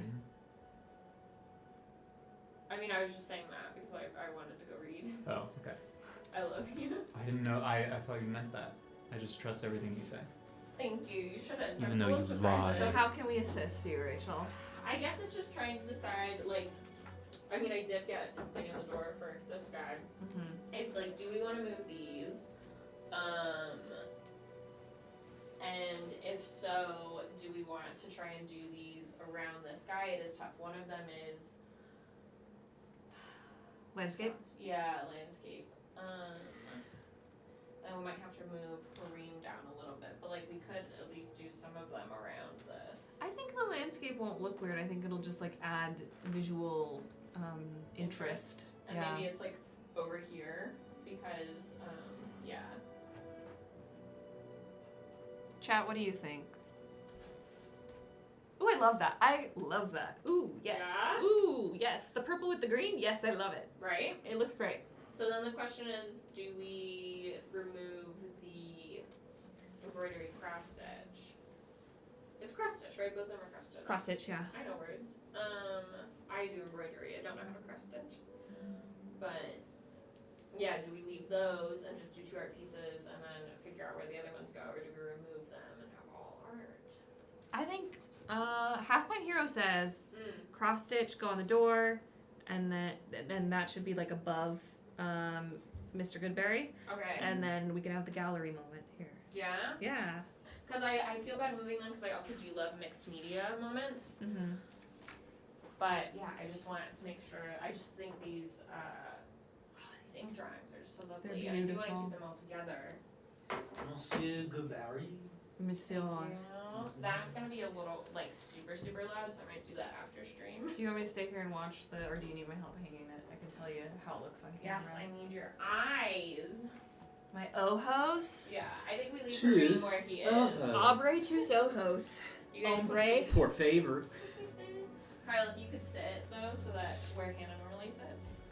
If I didn't put a Can lot I right sit? there. No. Thank you. We just so Hannah can see. I think we leave Kareem where he is, so then this will probably go around here. Where are my eyeballs? Tus ojos. Mis ojos. What if that is how I spoke Spanish? Let me see, Kyle. You're gonna have to duck. Duck for me, my love. Maybe go out just a little bit this way. I just want to see what it looks like. Just a little closer to the tip.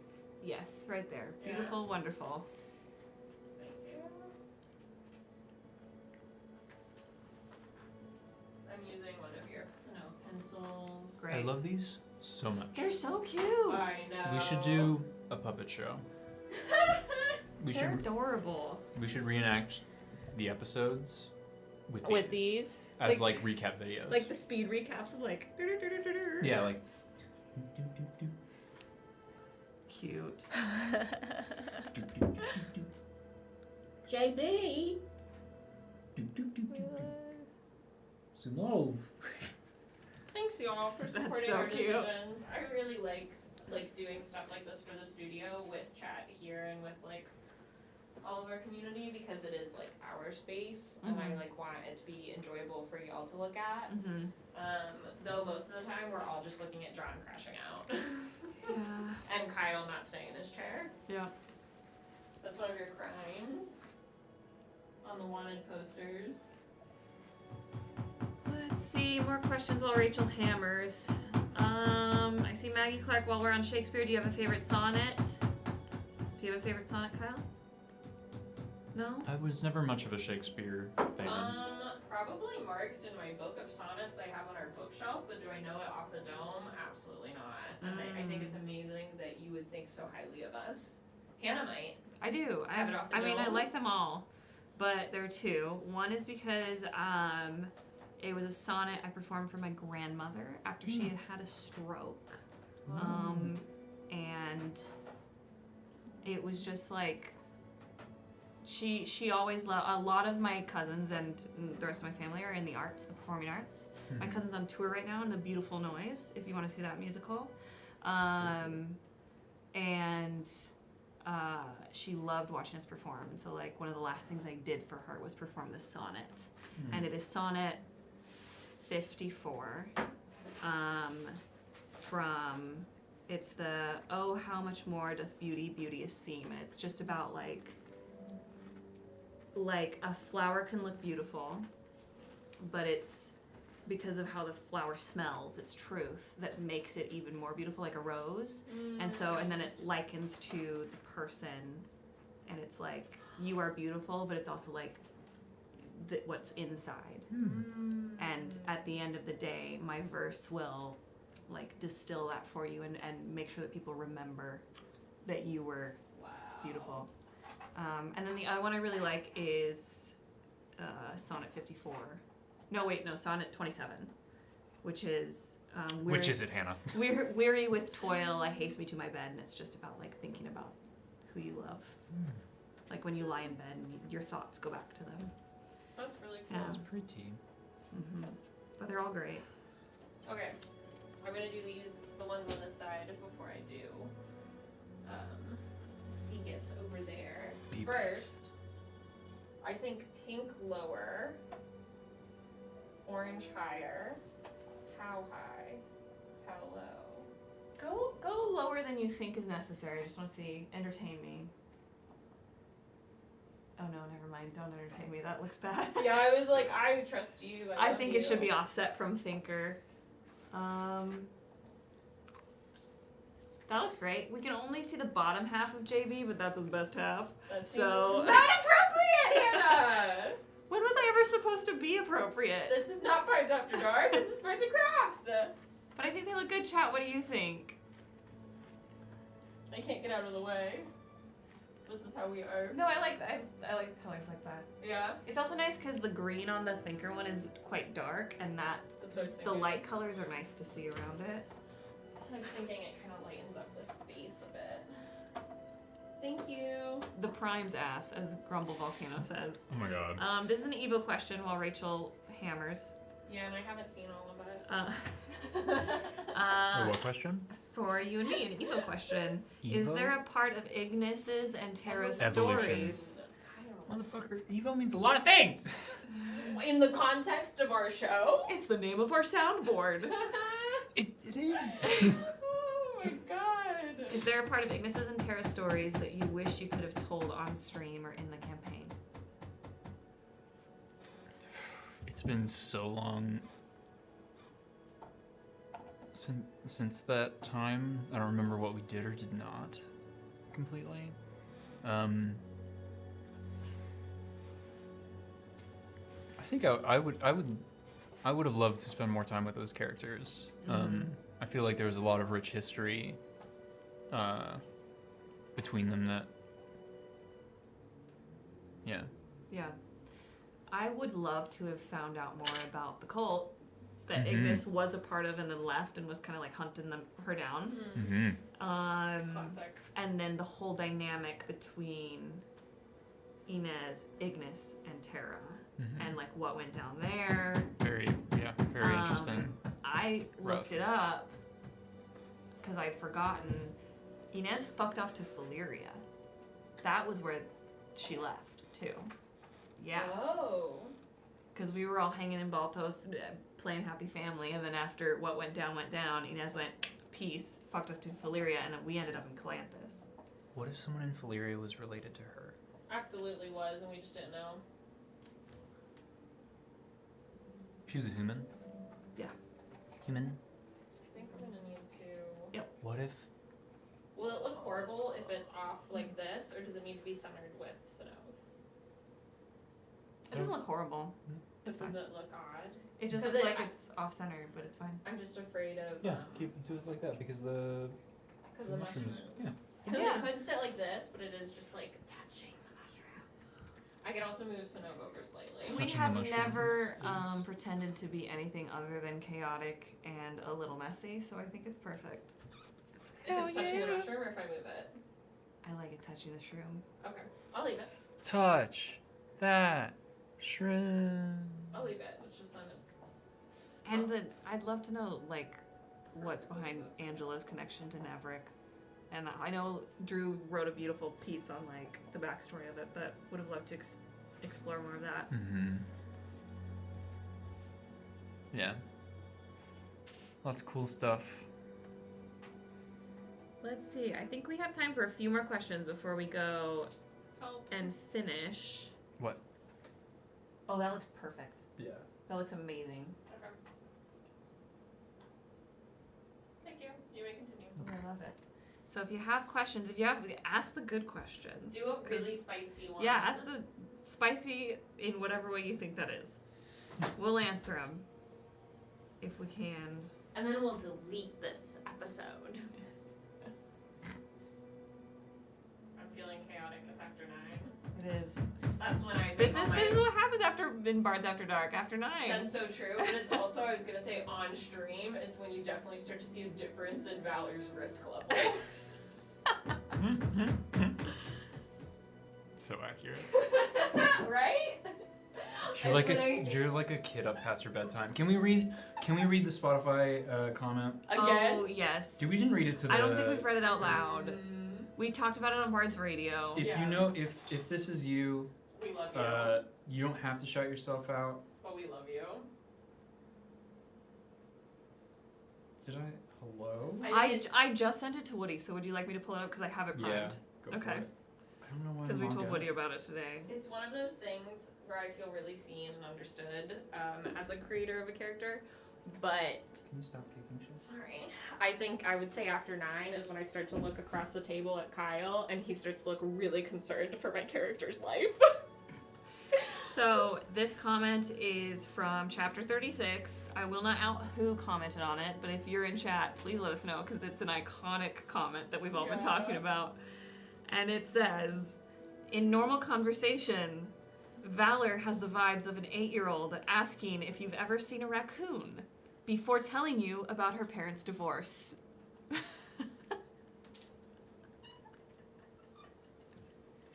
Because it doesn't matter to her to change emotional topics or states that quickly. Have you seen a raccoon?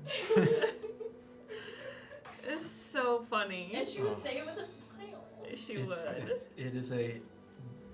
You were sniped. You Yeah. really were sniped. You were seen. It was so accurate. It was incredible. How much does Valor remember of Inara? That's the spicy question. Yeah? Well, we have several. We can answer all the spicy questions that have come in. Okay. But that's the first one. Valor remembers everything that Sinov and Vextor were there for.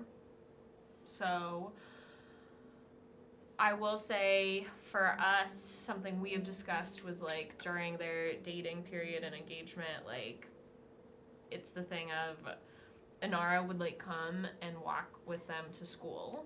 Mhm. Pick up Valor and Sinov in the morning and, walk them to school. So she was around for a lot of different moments like that, and then she was around for a lot of really horrible moments where Vikestar was also there, so Valor does remember it. But she doesn't remember any moments where it would have just been the two of them. I can't really wait to release some of the Fading Book entries that I haven't released yet from pre-stream. Yeah. Yeah. I'm scared and excited. Yeah.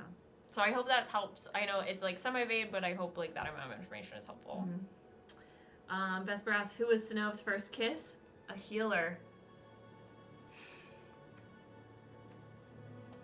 A healer. But not the kind Sinov is. Not the kind Sinov is. Yep. Next question. Love it. I'm not Nope, answering that question. not on stream. Niviana. Of the Girl Scout cookies. Let's see. When will the one shot between 36 and 37 be posted? When it's ready to be posted. When the time is right. You'll know. Patience. You'll smell it in There the will air. be hype about it. Wait, you must. Good, it will be. Do you think, this is for you, Kyle, I don't think. Ophelia the Minotaur child is actually Ignis's horse, Ophelia, just polymorphed because names are never a coincidence? What? I forgot your horse was named Ophelia. I only remember one horse being named Drew. It was funny because we would go, Ophelia. Oh, it was Drew, Precious, and Ophelia, wasn't it? We had Chat name the We horses. fucking did. Y'all are wild. I don't think that. I definitely think that seeing a Minotaur in the place that definitely was interesting because of Highland. Yeah. Yeah. So, I don't know, maybe part of that, it's one of Woody's characters. You go back and Who look at knows? Who knows? So I think that might be more likely. I do too. The whole Dusk Point shit is sussy as Yes. fuck. What was it called originally? Brighthorn? Brightpoint? Brighthorn or Brighthaven? And then it was Dusk Point. Yeah. Yeah, I think it was Brighthorn. I think maybe one of the episodes is titled Brighthorn because we did like it after like nouns. Mhm. Our Tome of Knowledge and our Wiki Queen said Brighthorn. Brighthorn. Funky. Thank you, Sherry and Lua. From Filthy Stinky 20, what do you think of all the hints to Ishtaba in X's past? Him being made out of his mother's cloak. So many references to his mother, calling her the shepherd. She's a shepherd. He is a fragment of the concept of death, Mm-hmm. right? Or they, but What do you call a concept? what do you call a concept? What do you call Zilarian is not a it? person. This- Yeah, the Zilarian is Zilarian- not a person. The Zilarian is not a person. And it's hard to remember that. Mm-hmm. And I think we watch A-list forget that when talking to the Zilarian. Ayla's got that I can fix him. Yeah. You can't fix a force of nature. No. My guess is that like because the god sleep is the like essentially like the concept of it was like that's what death is to gods Mhm. or what death was to gods, and so I feel like that's just what makes sense. Mm-hmm. Clearly, spoilers. Clearly, fucking Law did some shit, or had,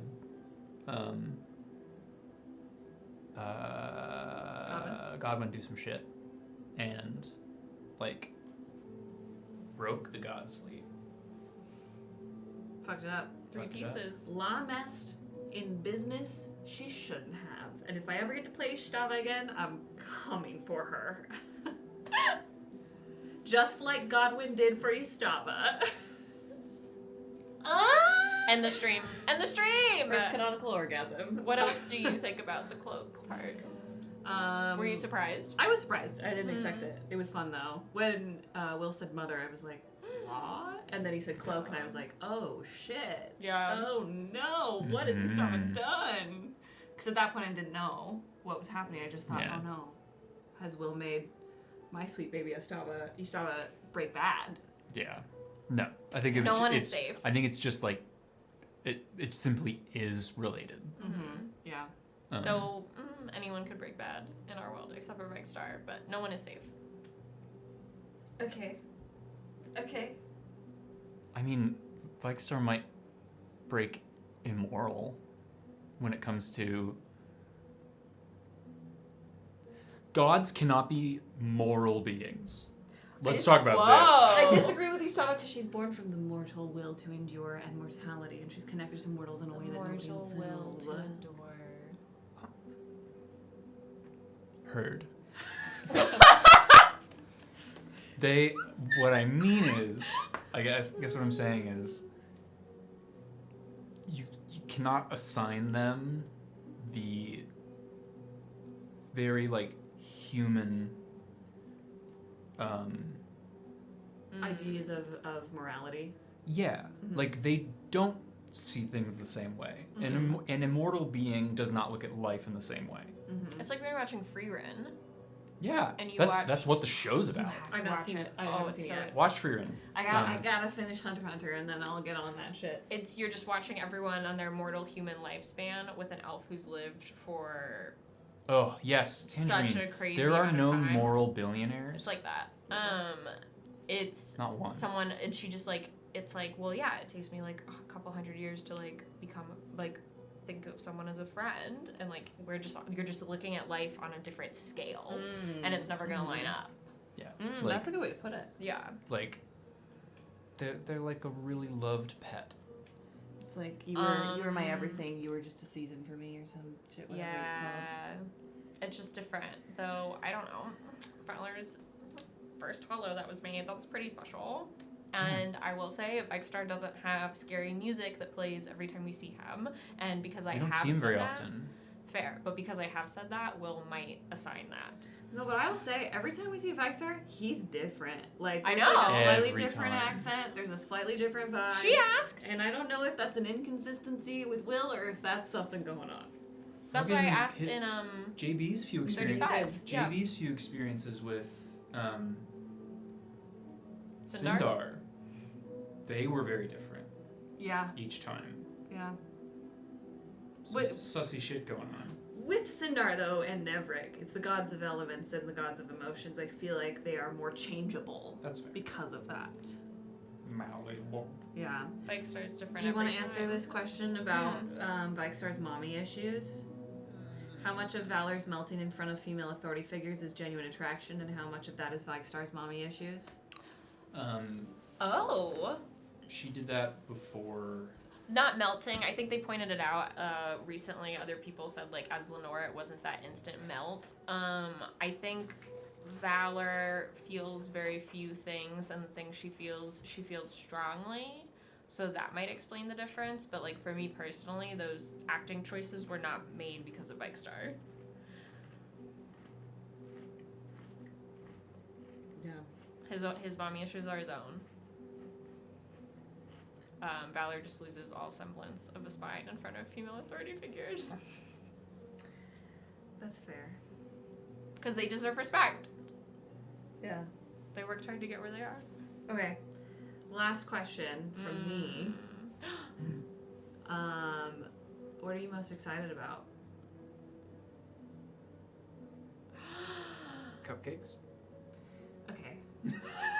You know what I mean, asshole. This is why I think they're siblings.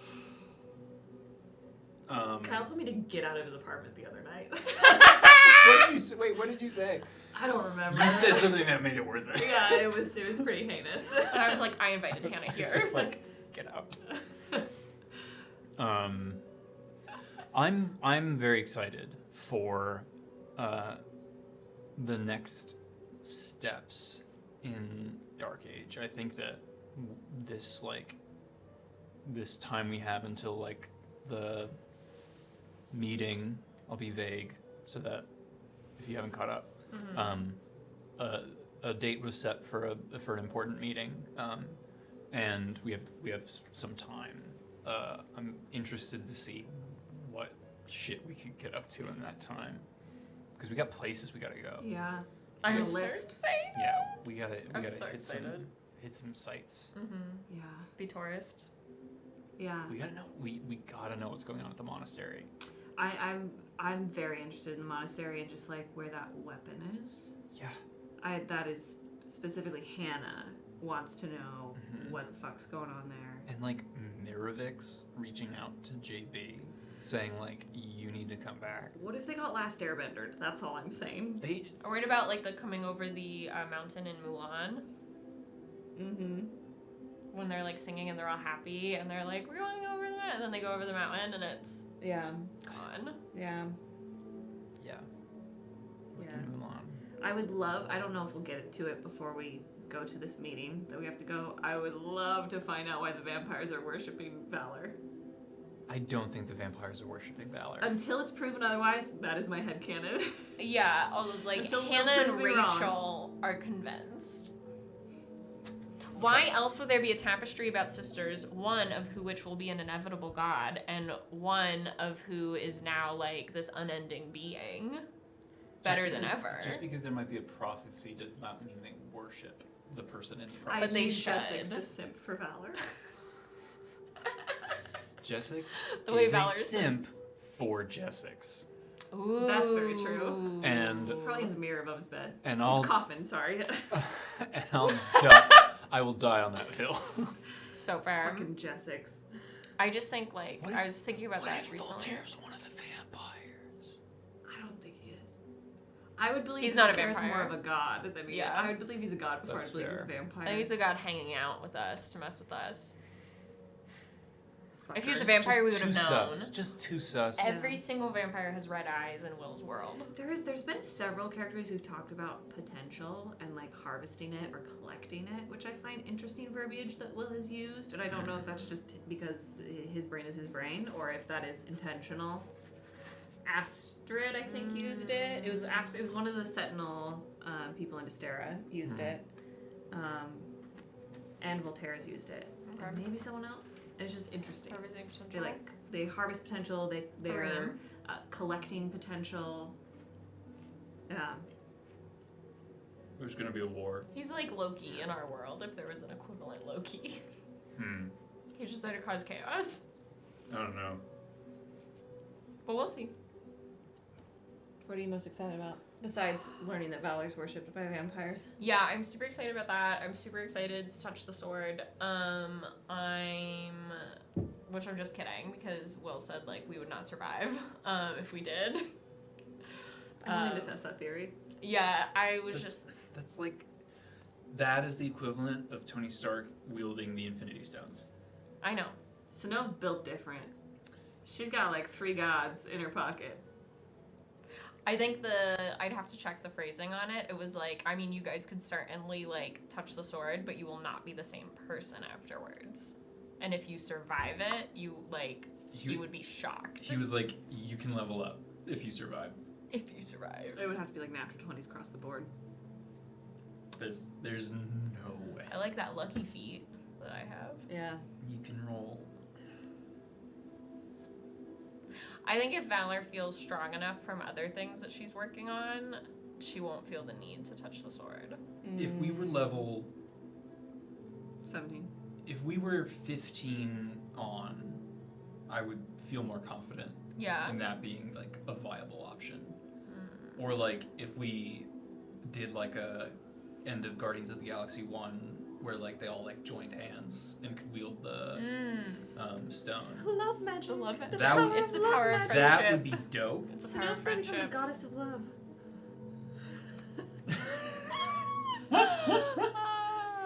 The Twilight Princess, goddess of love.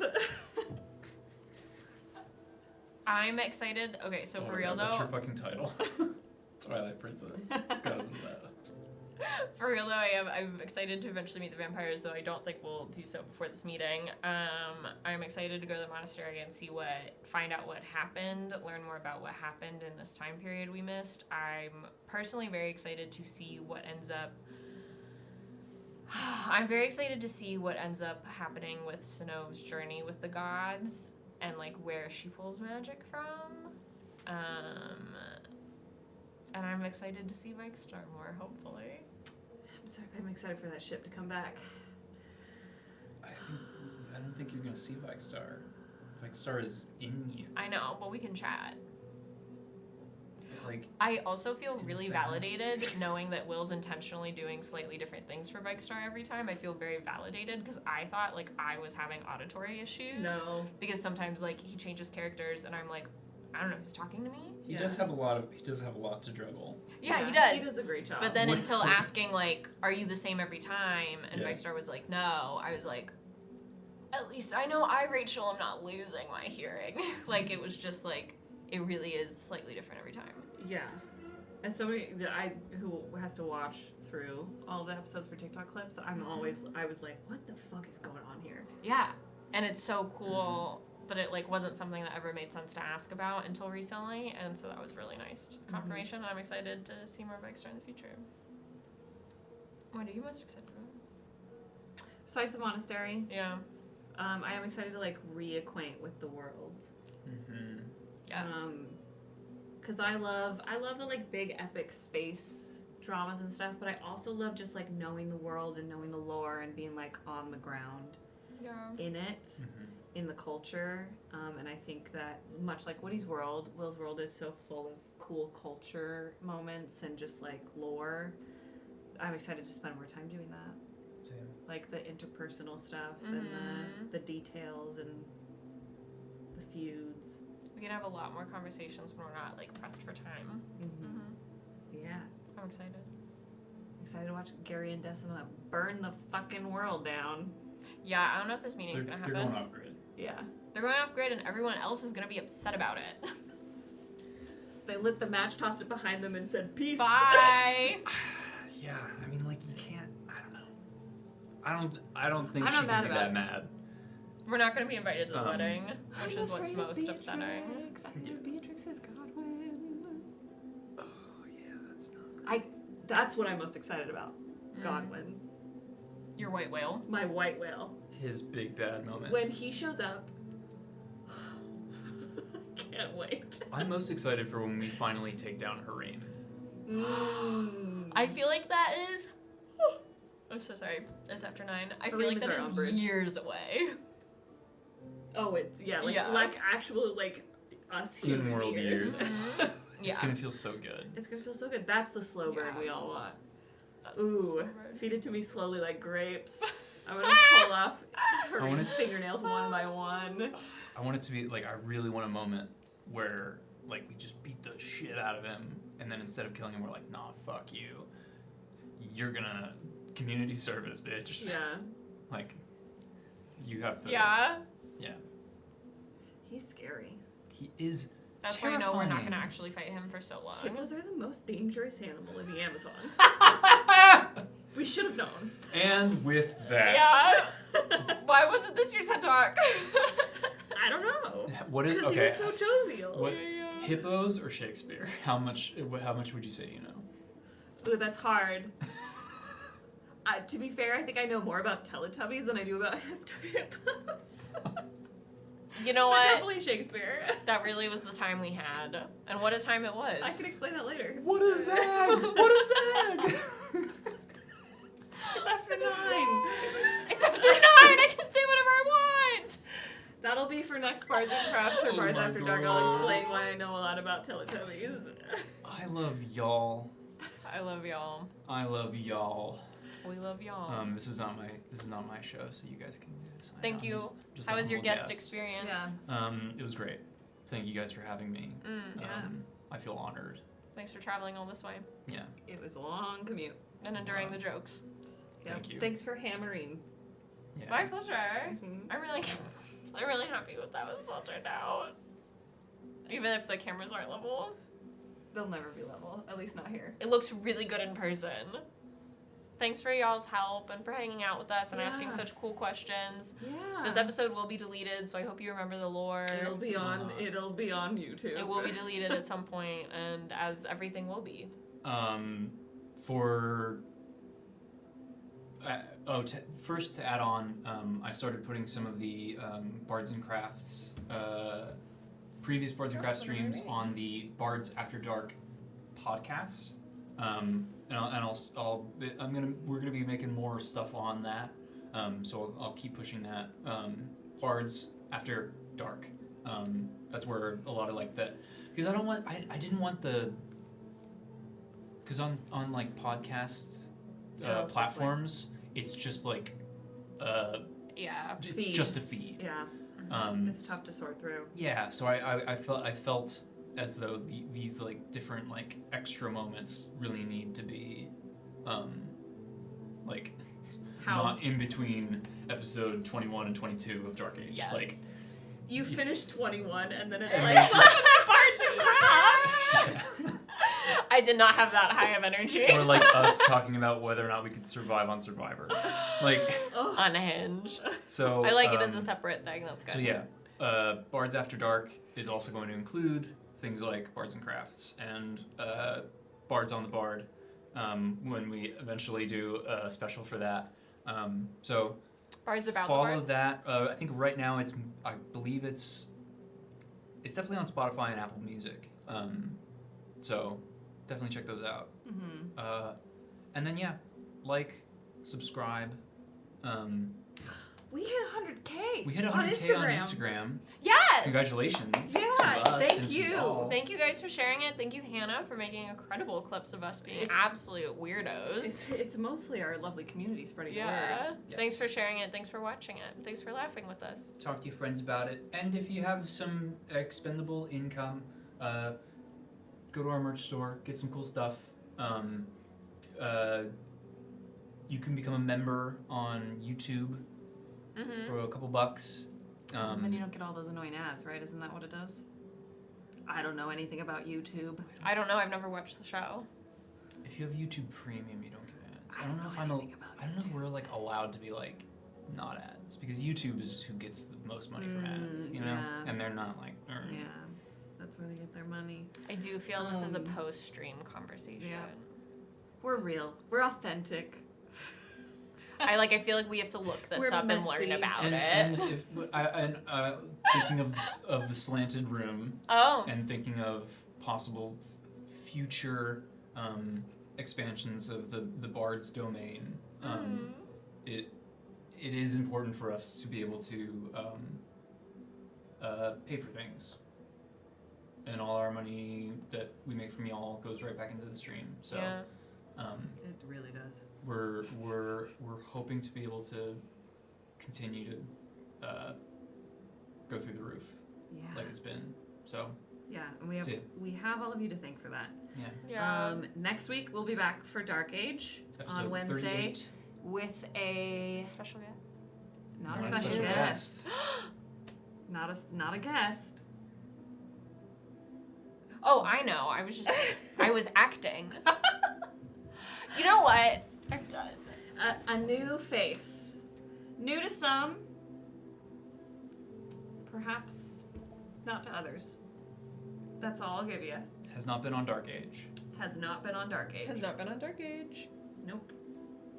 I was just acting, guys. I know what's going on. But yeah, I'm very excited to see you all next week. I miss that we're not telling the story this week, but this was also lovely. It And was. so great to answer your questions. And I could just do this forever with all of you on the Discord and here. Yeah.